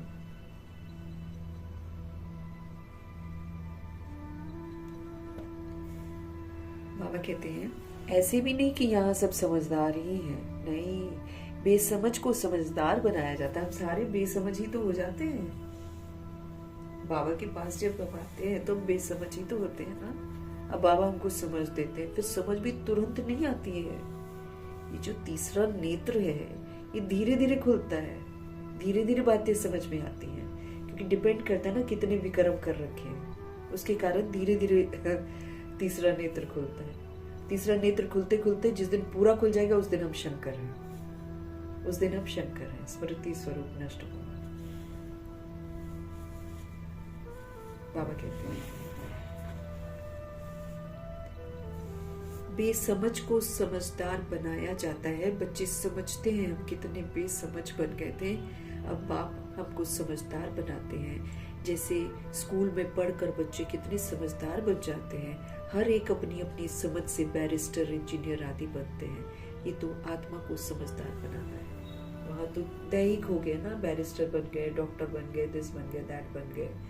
वो भी देखो कोई गारंटी नहीं है। कई लोग तो ताज्जुब की बात है कि आजकल लोग इंजीनियरिंग कर लेते हैं, बीटेक कर लेते हैं और फिर पता नहीं ऊपर से गिर जाते हैं, सुसाइड करते हैं। कौन सा गम उनको लगता है बनकर भी, क्योंकि लोगों को जॉब भी नहीं मिलती, लोगों को पता नहीं क्या होता है, लेकिन बनकर भी सब कुछ करके कई तो सक्सेसफुल होते हैं। तो आजकल 13वीं मंजिल से या फिर उससे ऊपर से कूद जाते हैं, मर जाते हैं, सुसाइड करते हैं या फिर कुछ खा लेते हैं। ये तो दशा आजकल की हो गई है। किस लिए करते हैं वो तो खुदा जाने, लेकिन ऐसे न्यूज आजकल बहुत आते हैं। तो बाबा कहते हैं कि अब बाप वो बैरिस्टर बन गया, अब देखो उसने इतना पैसा खर्चा किया, डॉक्टर बना, ये बना, वो बना, या तो खुद ही मर जाता है या कोई उसको मार देता है। आजकल मारने की वो भी चल रही है ना खूब, डाउरी के लिए मार दिया या किसी को काम विकार के लिए मार दिया। ये तो हरकतें आजकल बहुत प्रचलित हो गई हैं, गुंडा राज तो हो ही गया है। तो ये सारा क्या है, सारे के सारे बेसमझ बन पड़े हैं। तो स्कूल की पढ़ाई पढ़ते हैं, वो पढ़ते हैं, वो तो बाबा कहते हैं जिस्मानी पढ़ाई, पता नहीं उसकी बदौलत तुम इतना जो पढ़ते हो उसकी बदौलत तुम कमा भी पाते हो कि नहीं, उससे तुम कोई फल प्राप्त करते हो कि नहीं, वो भी नहीं मालूम, वो भी नहीं मालूम कि कर भी पाते हैं कि नहीं कर पाते। लेकिन ये जो प्रभु जी पढ़ाते हैं, ये जो हम समझदार बनते हैं, ये है अविनाशी कमाई। ये तो हम यहाँ कमाई करते हैं 2500 वर्ष की राजधानी में आराम से बैठकर लाइफ को एंजॉय करते हैं, मतलब गिफ्ट है। लेकिन असली एंजॉयमेंट संगम युग है, वो तो सारा सुख ही सुख है। यहाँ दुख भी है और सुख की अनुभूति बहुत अच्छी लगती है यहाँ पर भगवान का बनकर। अब बाप हमको समझदार बनाते हैं। हम सब कितने बेसमझ बन गए थे। जैसे स्कूल में पढ़कर बच्चे कितना समझदार बन जाते हैं, हर एक अपनी अपनी समझ से बैरिस्टर, इंजीनियर आदि बनते। ये तो आत्मा को समझदार बनाना है। अब यहाँ तो आत्मा को समझना है, आत्मा को समझदार बनना है। वो तो बॉडी कॉन्शियस पे दैहिक समझदारी है, यहाँ तो आत्मा की समझदारी की बात चल रही है। बाबा कहते हैं अब बाप हमको समझदार बनाते हैं। जैसे स्कूल में पढ़कर बच्चे कितने समझदार बन जाते हैं, हर एक अपनी अपनी समझ से बैरिस्टर बनता है, इंजीनियर आदि बनता है। ये तो आत्मा को समझदार बनाना है। पढ़ती भी आत्मा है शरीर के द्वारा। हम सभी गॉडली यूनिवर्सिटी में जाते हैं पढ़ने के लिए, तो कौन जा रही है? आत्मा पढ़ती है शरीर के द्वारा, क्योंकि शरीर का इंस्ट्रूमेंट नहीं होगा तो फिर हम कैसे पढ़ेंगे, कैसे समझेंगे? तो अब शरीर के द्वारा कौन पढ़ रही है? सारी आत्मा स्टूडेंट्स हैं। इसीलिए सभी आत्माओं को निमंत्रण है। यहाँ पर ब्लैक व्हाइट नहीं देखा जाता, हिंदू मुस्लिम नहीं देखा जाता, और राजपूत जाट और दलित नहीं देखा जाता है। यहाँ पर कुब्जाएं हैं, अहिल्याएं हैं, वैश्याएं हैं, ये नहीं देखा जाता है। हर आत्मा को निमंत्रण है कि कोई भी आए, एडमिशन ले, अपनी पढ़ाई पढ़े और उच्च मर्तबा ले। सबको निमंत्रण है।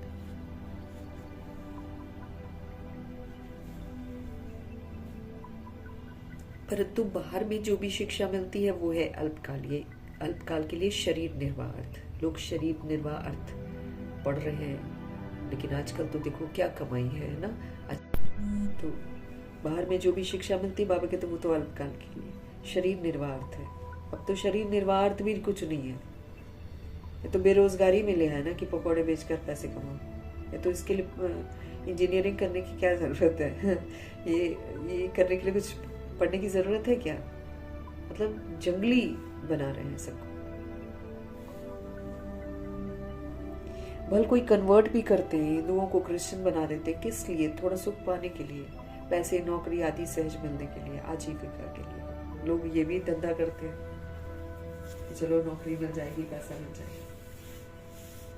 अब तुम बच्चे जानते हो, हमको पहले तो आत्म अभिमानी बनना पड़ेगा। अब हमारे लिए बहुत जरूरी है कि हम शुद्ध अभिमान में रहें कि आत्मा परमात्मा का बच्चा हूँ।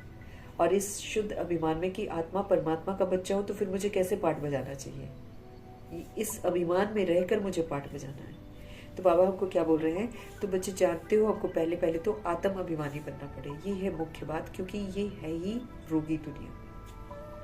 इसलिए हमको आत्म अभिमानी बनना बहुत जरूरी है। आत्मा अपनी स्वधर्म में लौटती है तो उसके रोग खत्म होने शुरू हो जाते हैं। ये तो हम लोग सारे एक दूसरे के साथ ना मनसा वाचा कर्मणा उलझे हुए हैं, एक दूसरे के लिए बुरा सोचते हैं, एक दूसरे के लिए कैसा सोचते हैं। यही फिर हमारे रोग बनते जा रहे। मानसिक रूप से भी हम रोगी हो गए, शारीरिक रूप से भी रोगी हो गए। इसलिए बाबा कहते हैं आत्म अभिमानी बनो। अब आत्म अभिमानी बनना मतलब आत्मा की स्मृति में रहना, और आत्मा की स्मृति में रहते हुए सतोगुणी और सतयुगी पाठ बजाना, सारी शक्तियों को यूज करना। इसका मतलब होता है आत्म अभिमानी बनना। ये है मुख्य बात, क्योंकि ये है ही रोगी दुनिया। ऐसा कोई मनुष्य नहीं जो रोगी नहीं बनता है, कुछ न कुछ होता जरूर है। इस सारी दुनिया बड़ी बड़ी हॉस्पिटल है जिसमें सभी मनुष्य पतित रोगी हैं। कौन सा रोग लगा है? पतित पने का। आंखें क्रिमिनल, कान क्रिमिनल, मुख क्रिमिनल। हम तो पूरा क्रिमिनल बन जाते हैं। जैसे बाबा कहते तुम अगर दैहिक दृष्टि से किसी को देखते हो, तुम्हारी आंखें क्रिमिनल है। और आजकल तो दैहिक ही देखते हैं, आंखों से सेक लेते हैं सब कुछ, बिना काम विकार में गए हुए आंखों से ही सब कुछ कर लेते हैं। क्रिमिनल बन गई है आंखें। कान भी क्रिमिनल, गलत बातें सुनते हैं, गलत म्यूजिक सुनते हैं, गलत गीत सुनते हैं। आजकल लोग कितने गंदे गंदे गीत बना रखे हैं, उस पर नाचते हैं, झूमते हैं। और प्रचलित भी होते हैं गीत।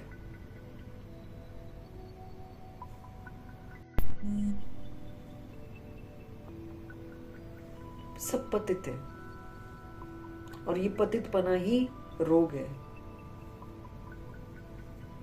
आयु भी बहुत कम होती है।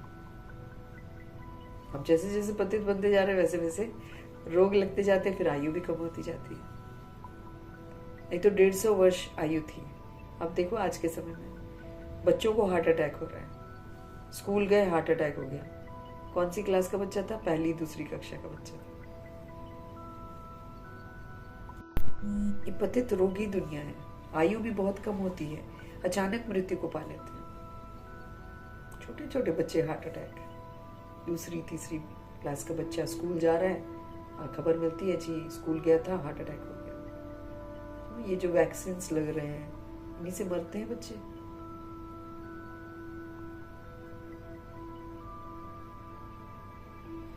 काल के चंबे में आ जाते हैं। ये भी तुम बच्चे जानते हो। तुम बच्चे सिर्फ भारत की ही नहीं, सारे विश्व की सर्विस करते हो गुप्त रीति। अब हम गुप्त सेवा करते हैं। कि आत्माएं जो बीमार है ना, पवित्र बनकर उनको पवित्रता का वाइब्स देना है। क्योंकि बदलना तो सबने है, अति करके बदलेंगे लेकिन बदलेंगे सभी। आत्मा है ना, ऊपर वैसे जा ही नहीं सकती बिना बदले। तो दुआएं देते जाओ। तो हमको वर्ल्ड की सेवा करनी। जब मेरी स्मृतियां पक्की होंगी तभी तो मैं दूसरे को स्मृति दिलाऊंगी ना कि भाई तुम रोगी, ऐसे गलत काम नहीं करने। ये भी तुम बच्चे जानते हो। तुम बच्चे सिर्फ भारत की ही नहीं, सारे विश्व की सर्विस करते हो। गुप्त रीति। मूल बात है कि बाप को कोई नहीं जानते हैं। कोई भी दुनिया में बाप को नहीं जानता है। उसकी पूजा, इसकी पूजा, उसकी पूजा, इसकी पूजा, ये सब करते हैं। निराकार है वो, परम धाम में रहता है वो, कोई नहीं जानता। मनुष्य होकर और पारलौकिक बाप को नहीं जानते हैं, उनसे प्यार नहीं रखते हैं। खाली मतलब के लिए जब एक्सीडेंट हो चाहे कुछ हो ना, तब बोलेंगे हे भगवान, या फिर कोई बहुत खतरनाक सिचुएशन में होंगे ना, भगवान बचा लो, भगवान बचा लो, भगवान बचा लो, बस। उसके बाद मैं कौन, आप कौन। मनुष्य होकर फिर अगर हम पारलौकिक बाप यानी कि हम आत्माओं के जो पिता हैं, सुप्रीम है, उनको नहीं जानते हैं, उनसे प्यार नहीं रखते हैं, तब जानते ही नहीं है तो प्यार भी नहीं करते हैं। अब बाप कहते हैं मेरे साथ प्यार रखो भाई। मेरे साथ प्यार रखते रखते तुमको मेरे साथ ही वापस चलना है, क्योंकि फिर प्यार करेंगे तो बाबा जैसे बनेंगे। बाबा जैसे बनेंगे तब तो उनके साथ जाएंगे ना। लूले लंगड़े रहेंगे। आत्मा अगर लूली लंगड़ी है ना, समझ से अगर लूली लंगड़ी है, तो थोड़ी बाबा के साथ जाएगी। जब वो बिल्कुल प्योर हो जाएगी तभी तो भगवान के साथ जाएगी ना।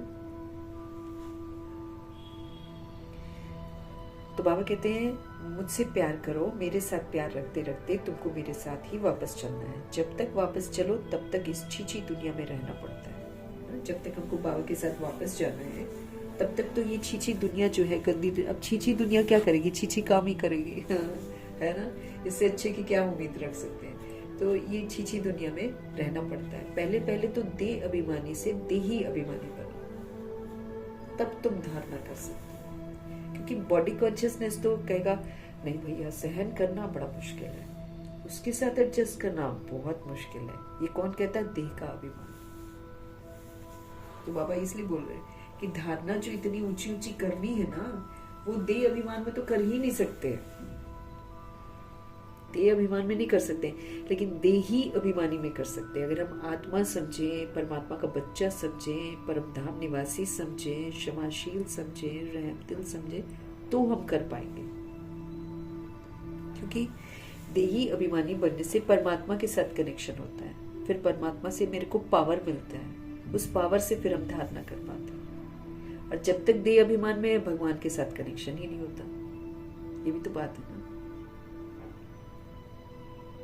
तो जब तक वापस चलो तब तक इस छीछी दुनिया में रहना पड़ता है।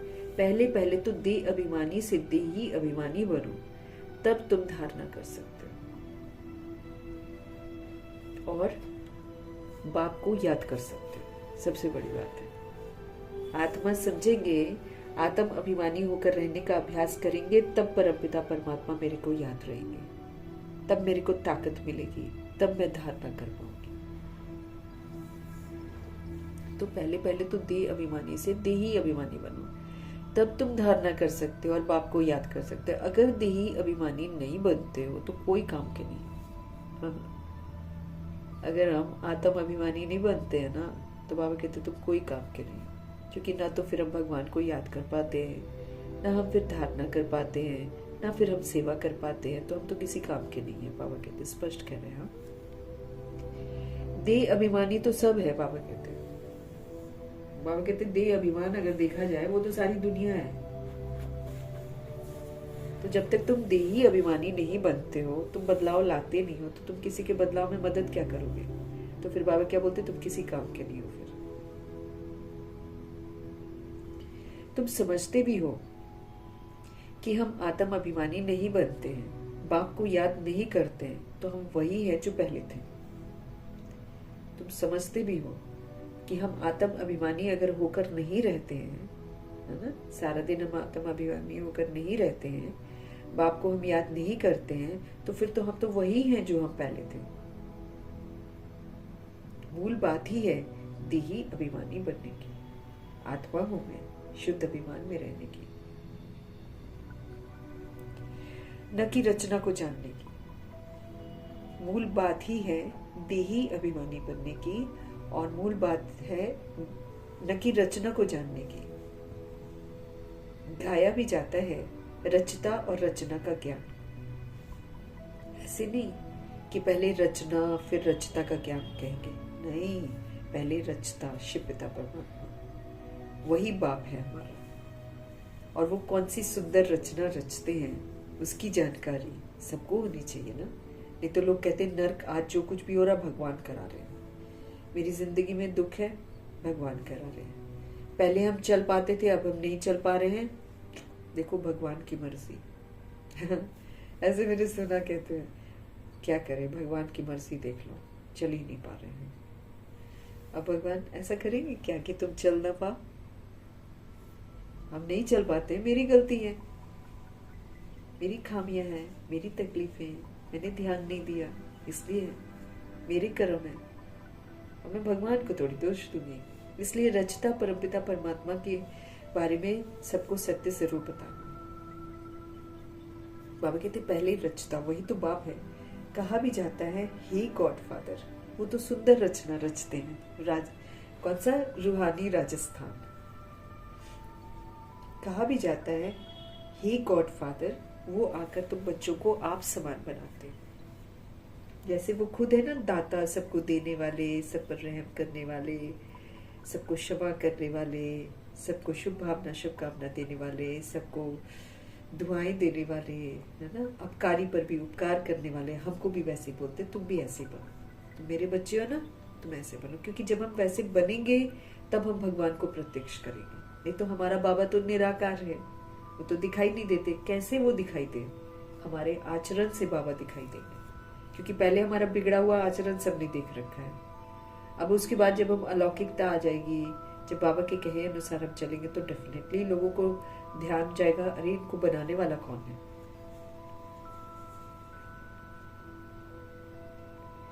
कहा भी जाता है हे गॉड फादर, वो आकर तुम बच्चों को आप समान बनाते हैं। बाप तो सदैव आत्म अभिमानी है ही, इसलिए वो सुप्रीम है, वो हमेशा ही आत्म अभिमानी है, इसलिए वो कौन है? वो सुप्रीम है।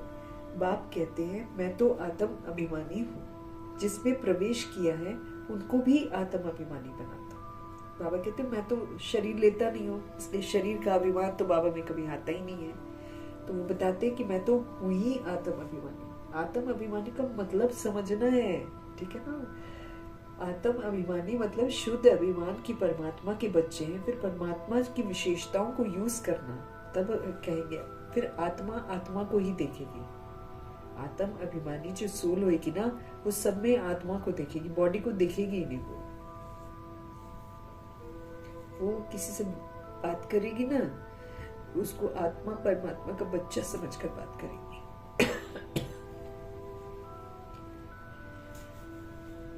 बाप तो सदैव आत्म अभिमानी है ही, इसलिए वो सुप्रीम है। बाप कहते हैं मैं तो आत्म अभिमानी हूँ, जिसमें मैं प्रवेश करता हूँ ना, उनको भी मैं आत्म अभिमानी बनाता हूँ। इनमें प्रवेश करता हूँ, इनको कन्वर्ट करने, क्योंकि ये भी तो देह अभिमानी थे ना। दादा लेखराज भी तो देह अभिमानी थे। इनको भी कहता हूँ कि भाई अपने को आत्मा समझ, मुझे यथार्थ रीति याद करो। तो ब्रह्मा जी तो लग जाते हैं ना, लिख लिख कर करते, क्योंकि उल्टी सीढ़ी चढ़ी हुई है ना। मम्मा को लिखने की जरूरत नहीं पड़ी, क्योंकि उन्होंने उल्टी सीढ़ी अभी चढ़ी नहीं थी इस जन्म वाली। बाबा जी ने तो चढ़ी हुई थी ना, इसलिए ब्रह्मा जी को लिख लिख कर प्रैक्टिस करना पड़ा था। तो क्योंकि बाबा कहते हैं ये भी तो देह अभिमानी था ना, इनको भी कहता हूँ कि भाई अपने को तुम आत्मा समझ, मुझे यथार्थ रीति याद करो। ऐसे ही मत याद करो, यथार्थ रीति आत्मा समझकर अपने को परमात्मा से लिंक जोड़ो। ऐसे बहुत मनुष्य हैं जो समझते हैं कि आत्मा अलग है, जीव अलग है। जीव शरीर को कहते हैं। आत्मा देह से निकल जाती है तो दो चीज हुई ना, है ना। आत्मा अगर बॉडी से निकल गई तो दो चीजें हो गई ना, बॉडी अलग फिर आत्मा अलग। बाप समझाते हैं तुम आत्मा हो। आत्मा ही पुनर्जन्म लेती है। तुम आत्मा हो और आत्मा ही पुनर्जन्म लेती है, आत्मा ही शरीर लेकर पाठ में जाती है। आत्मा ही पुनर्जन्म लेती है और आत्मा ही शरीर लेकर पाठ में जाती है। बाबा बार बार समझाते हैं, भाई अपने को तुम आत्मा समझो, इसमें बड़ी मेहनत चाहिए। जैसे स्टूडेंट पढ़ने के लिए एकांत में बगीचे आदि में जाकर पढ़ते हैं, वो फिर जो पास्टर लोग होते हैं ना, वो भी घूमने जाते हैं तो एकदम शांत रहते हैं। वो कोई आत्म अभिमानी नहीं रहते हैं, ऐसे ही पीसफुल रहते हैं वो लोग।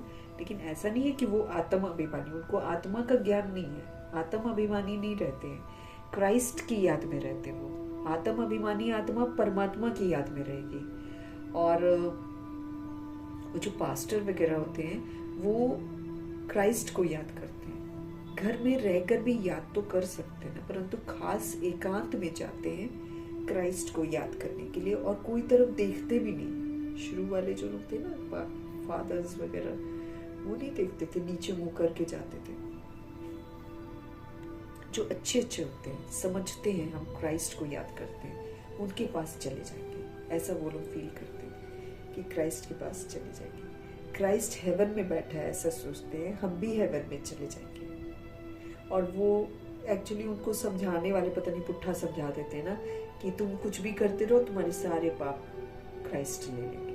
वो हमारे लिए ही उन्होंने अपनी जान, मतलब उनको क्रूसीफाई किया था। इस चक्कर में समझाने वालों ने पुट्ठा समझा दिया है, लोग फिर उसी के अनुसार चलते हैं। उनको ये पता ही नहीं है कि हमें कर्मों की सजा तो हर आत्मा को मिलती है। क्राइस्ट कोई अनोखा है कि वो ये सारी दुनिया के पाप अपने सिर पर लेगा?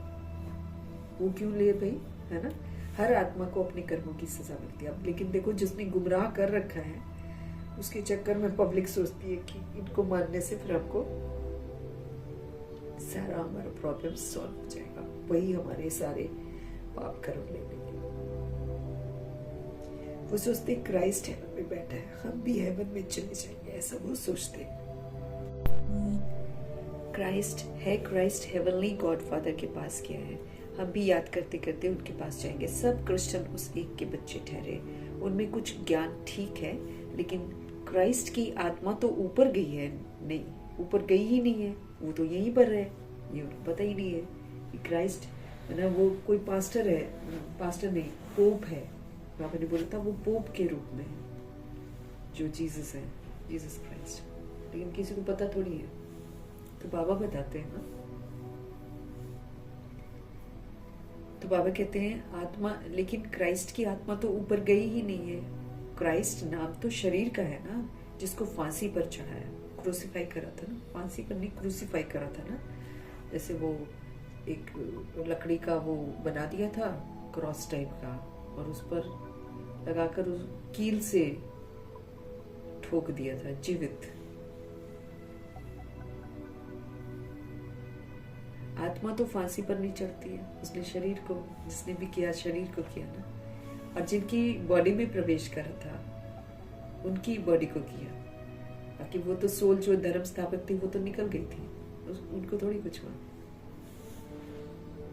लेकिन ऊपर नहीं जाती है क्राइस्ट की आत्मा, यही नीचे है जीसस क्राइस्ट। लेकिन हाँ, कोई पोप के रूप में है। आत्मा तो फांसी पर नहीं चढ़ती है।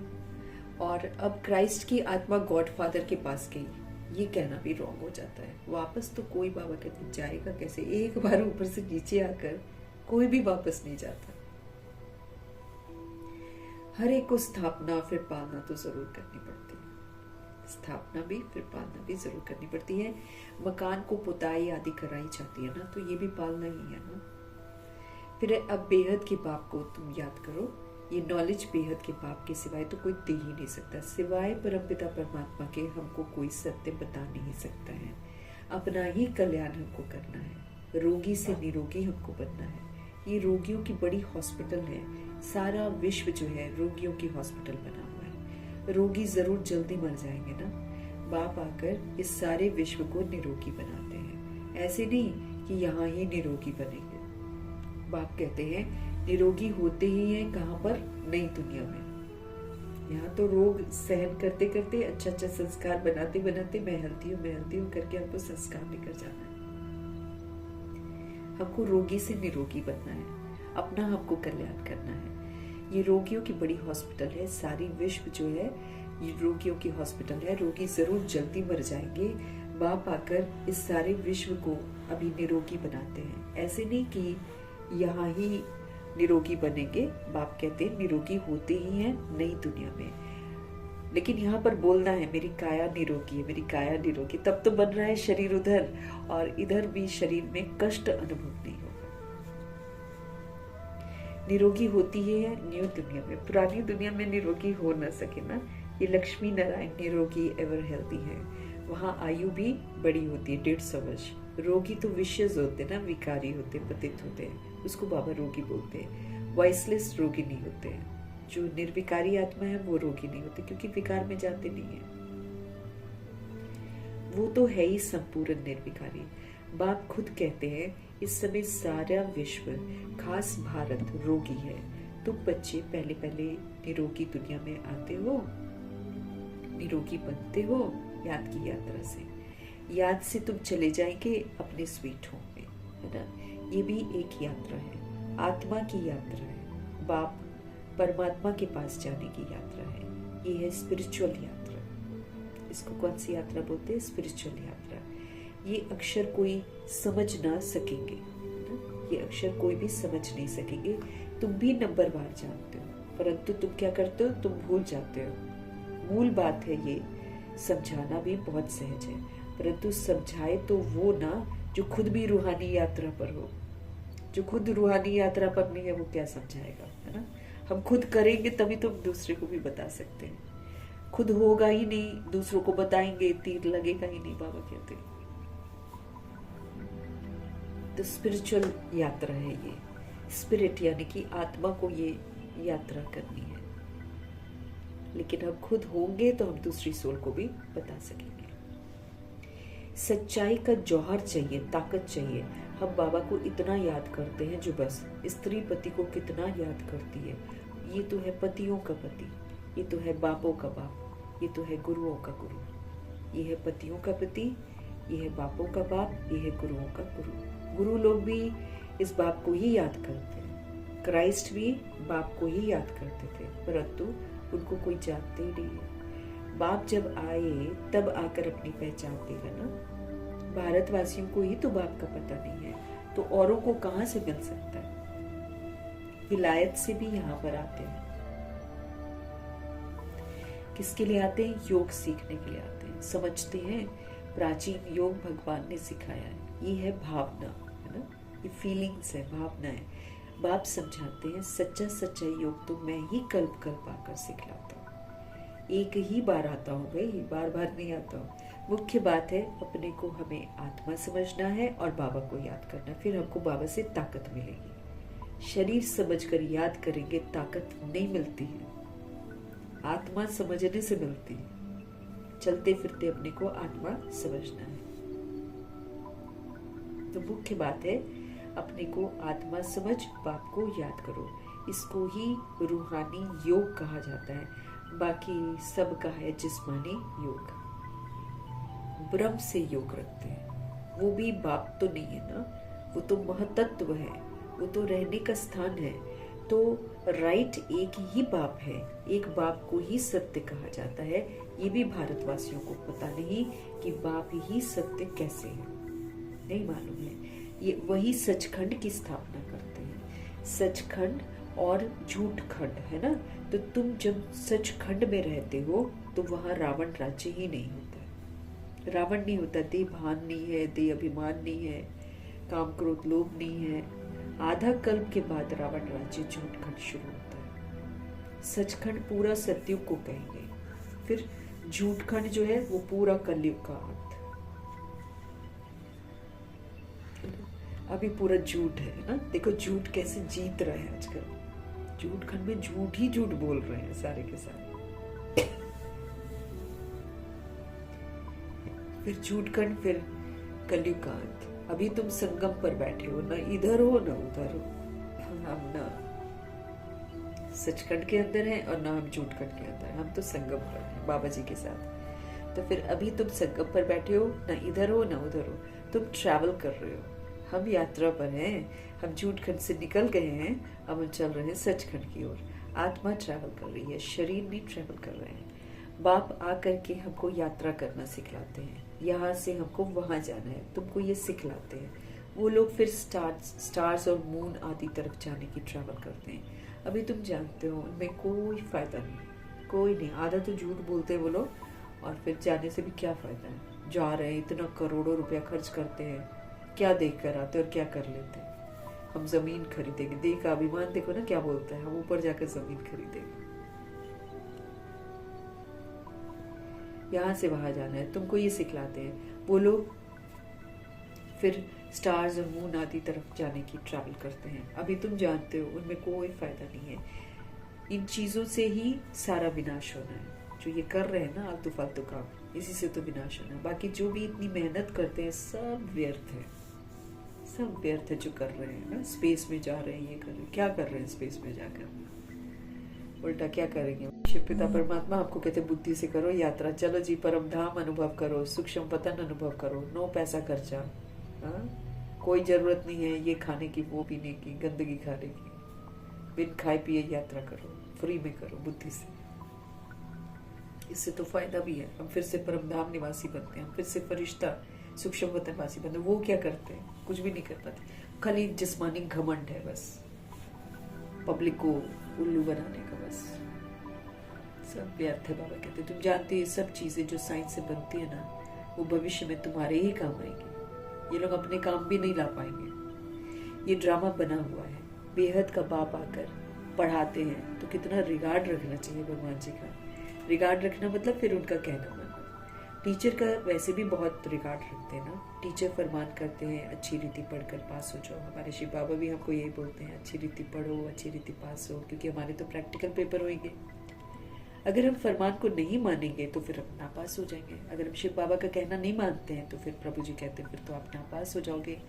बाप भी कहते हैं तुमको पढ़ाते हैं विश्व का मालिक बनाने के लिए। फिर एहसास हमको बार बार दिलाते रहते कि भाई मैं पढ़ा किस लिए रहा हूँ, ताकि तुम विश्व का मालिक बनो, ताकि तुम राजा बनो।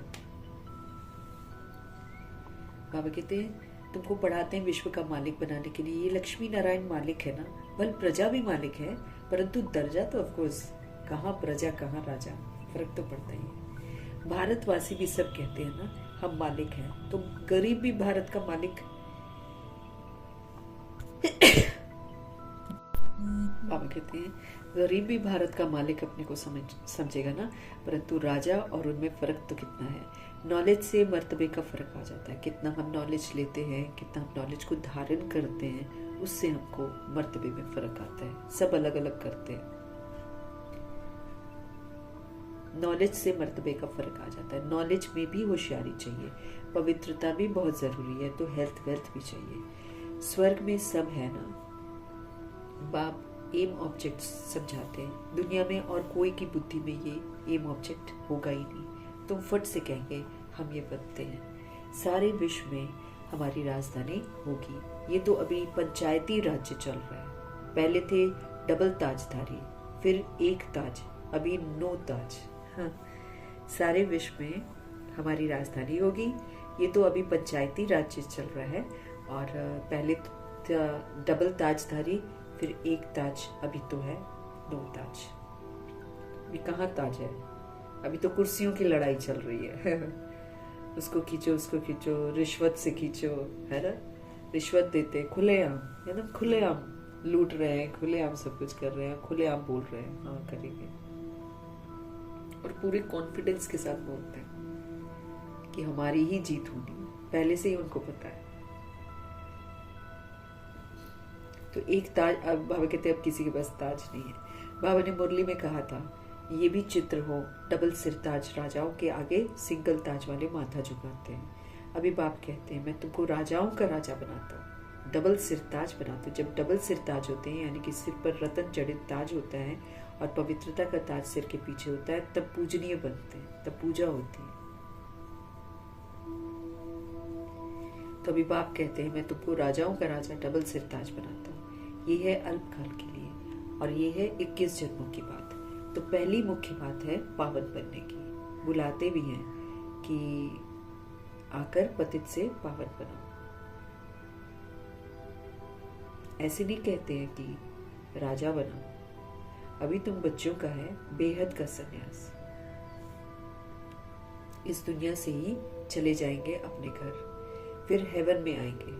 अंदर में खुशी रहनी चाहिए, जबकि समझते हैं हम घर जाएंगे, फिर राजाई में आएंगे, फिर मुरझाइश, दुख आदि ये सब क्यों होना चाहिए, है ना। अंदर में खुशी रहनी चाहिए, जबकि समझते भी हो कि हम घर जाएंगे, फिर हम राजाई में आएंगे, फिर मुरझाइश, दुख आदि ये सब क्यों होना चाहिए।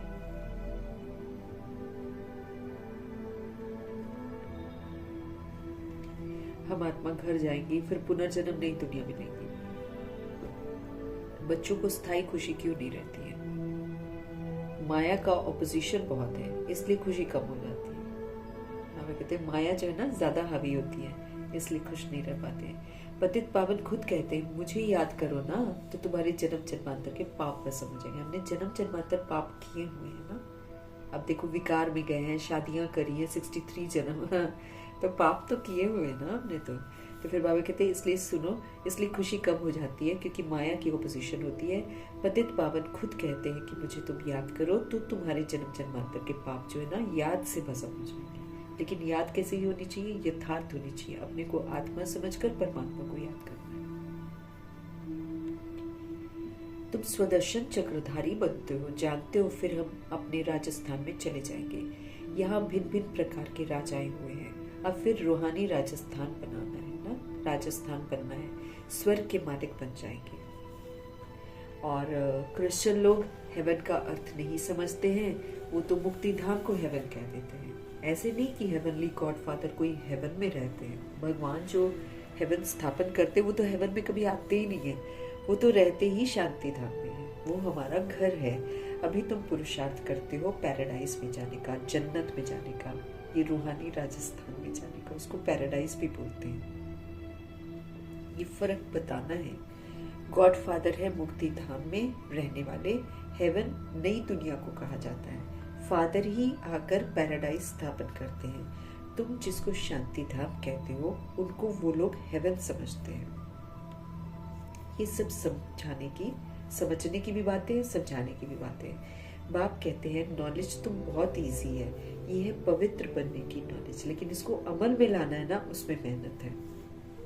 ये पवित्र बनने की नॉलेज है, ये मुक्ति और जीवन मुक्ति में जाने की नॉलेज है। हम किस लिए पढ़ रहे हैं? ताकि हम पवित्र हो जाएं। हम किस लिए पढ़ रहे हैं? ताकि हम मुक्ति में जाने लायक बने और जीवन मुक्ति में आने लायक बने। मुक्ति हमारा घर शांति धाम, और जीवन मुक्ति भगवान की जन्नत, भगवान का पैराडाइज, जो बाबा बच्चों के लिए स्थापन करते हैं और गिफ्ट के रूप में देते हैं उन बच्चों को जो फिर पास होते हैं, पास विद ऑनर होते हैं।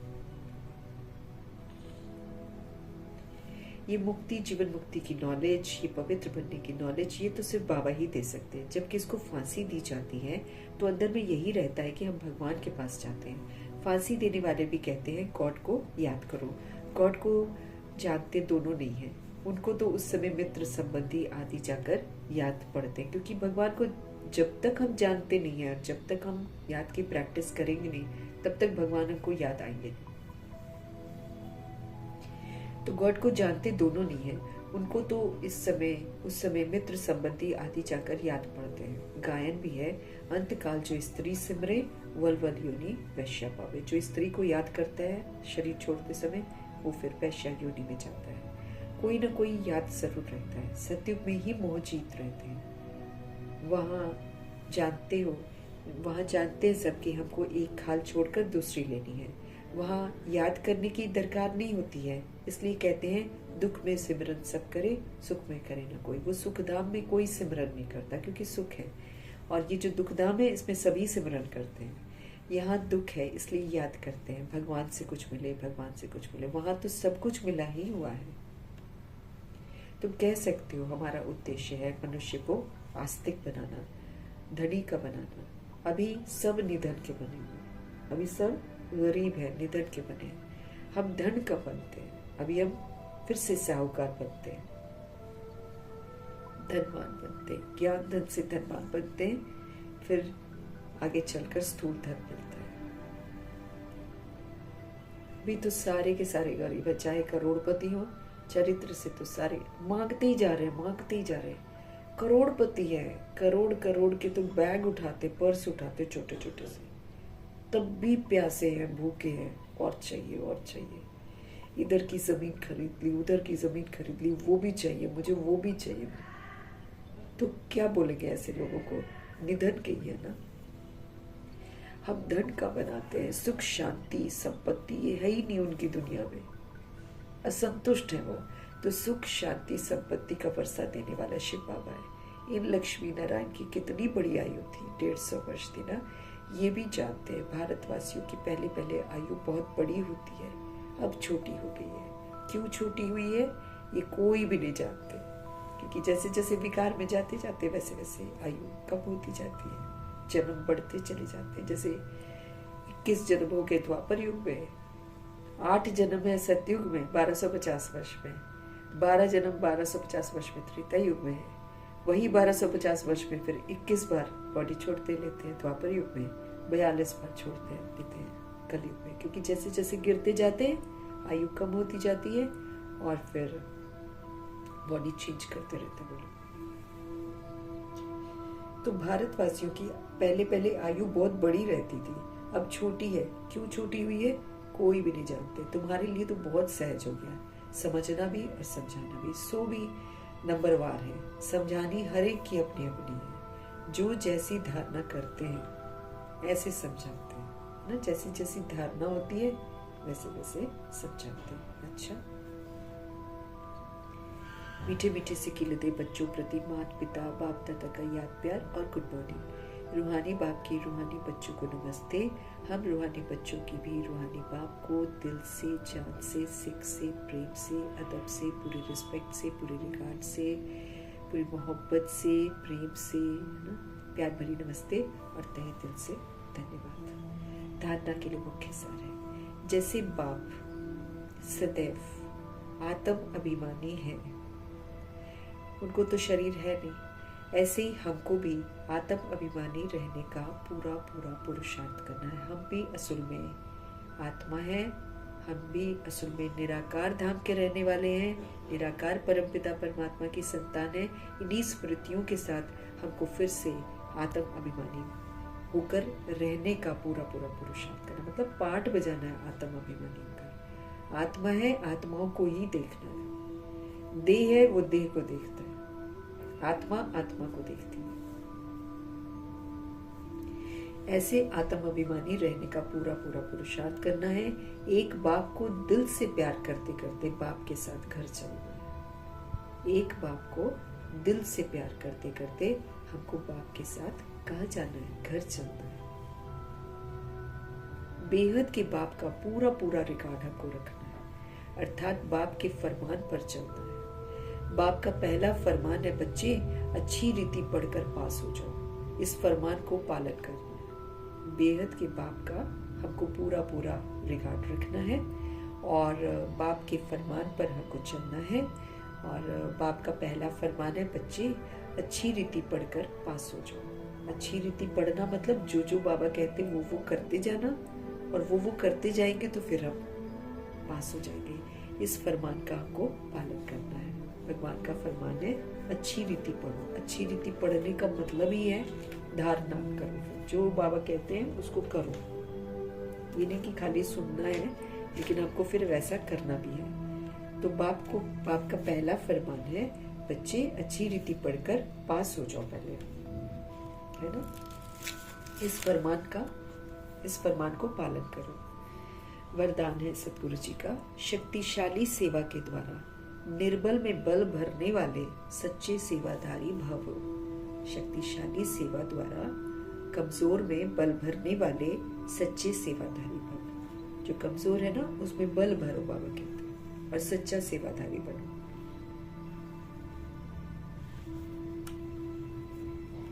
सच्चे सेवाधारी की वास्तविक विशेषता क्या होती है? जो सच्चा सेवाधारी होता है उसमें वास्तविक जो है विशेषता क्या होती है? निर्बल में बल भरने के निमित्त बनना। वो कमजोर जो है ना उसमें बल भरते।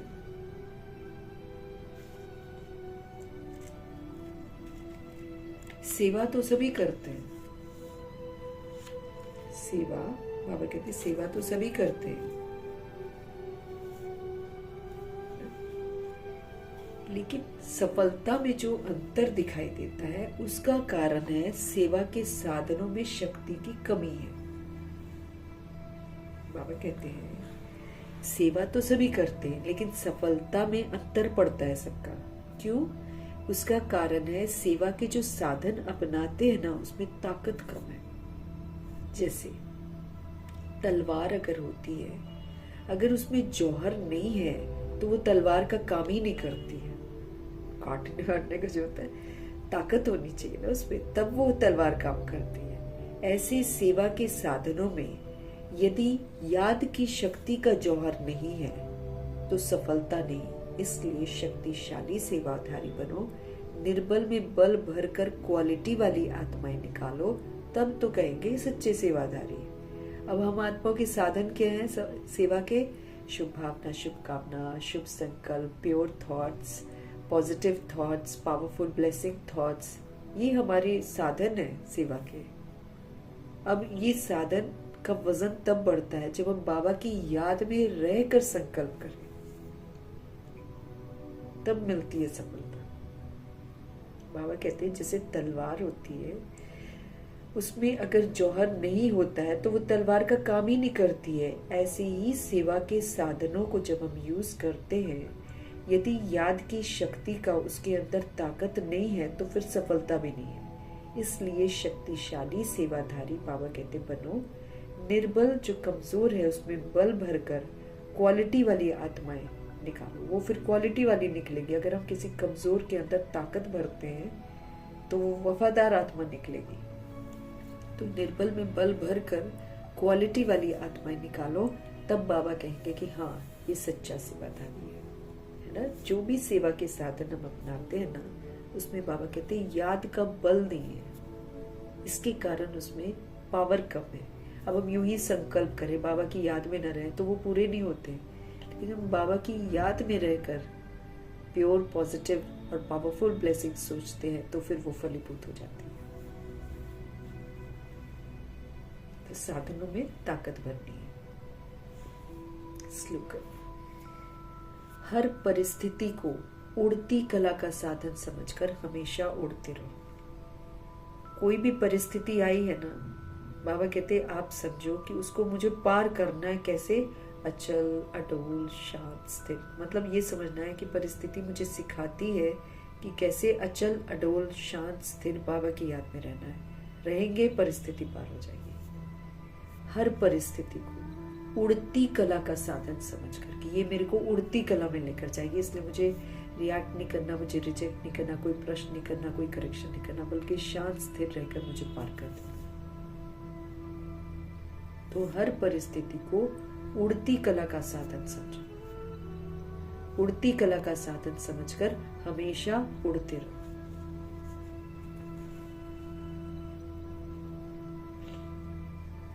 हर परिस्थिति को उड़ती कला का साधन समझकर हमेशा उड़ते रहो।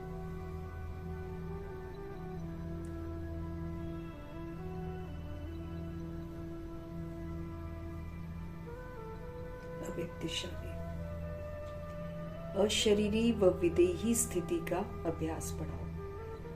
अशरीरी व विदेही स्थिति का अभ्यास बढ़ाओ। वैसे अशरीरी होना सहज है, वैसे अशरीरी होना सहज है, लेकिन जिस समय कोई बात सामने हो, कोई सर्विस के झंझट सामने हो, कोई हलचल में लाने वाली परिस्थितियां हो, ऐसे समय में सोचा और अशरीरी हो जाए, इसके लिए बहुत समय का अभ्यास चाहिए। सोचना और करना बिल्कुल साथ साथ चले, तब अंतिम पेपर में पास हो सकेंगे। जैसे अशरीरी होना सहज है, इजी है, लेकिन जिस समय कोई बात सामने आ जाती है, कोई सर्विस के झंझट सामने आ जाते हैं, कोई हलचल में ले आता है या हलचल में लाने वाली परिस्थितियां आ जाती हैं, ऐसे समय में बाबा कहते हैं सोचा और अशरीरी हो जाए। इसके लिए बहुत समय का प्रैक्टिस चाहिए, तुरंत नहीं कर पाएंगे। सोचना और करना बिल्कुल साथ साथ चले, तब हम अंतिम पेपर में पास हो सकेंगे। अंत में अशरीरी बनकर ही हम पास कर पाएंगे, तो हम तो प्रभाव में आ जाएंगे।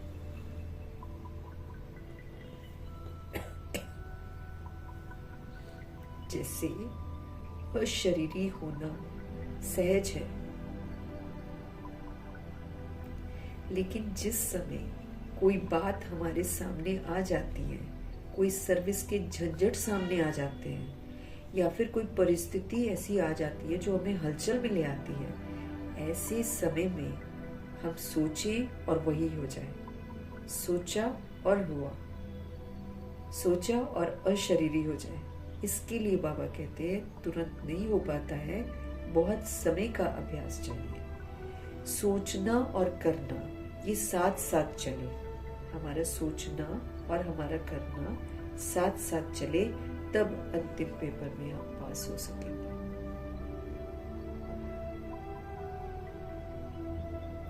सोचना और करना साथ साथ चले, तब अंतिम पेपर में पास हो सकेंगे।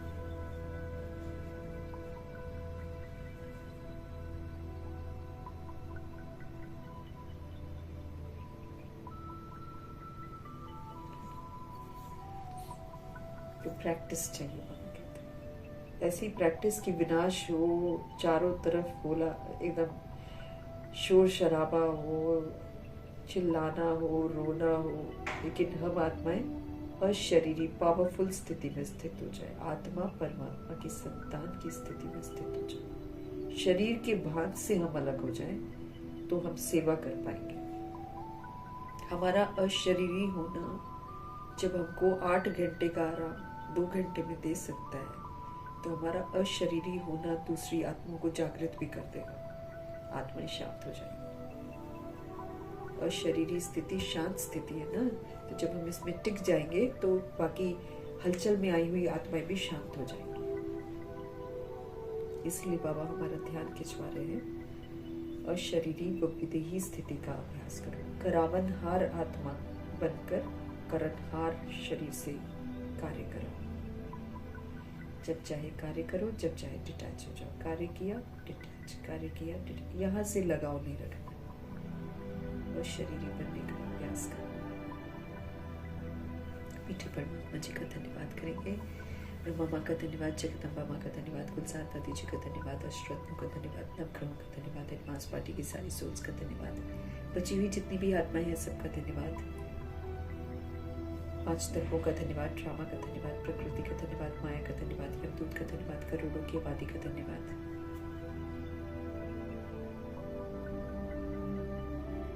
साधनों का धन्यवाद, साधन बनाने वालों का धन्यवाद, साथ में रहने वाली सोल्स का धन्यवाद, सहयोगी आत्माओं का धन्यवाद, अविनाशी खजानों का धन्यवाद, समय का धन्यवाद, शरीर रूपी इंस्ट्रूमेंट का धन्यवाद,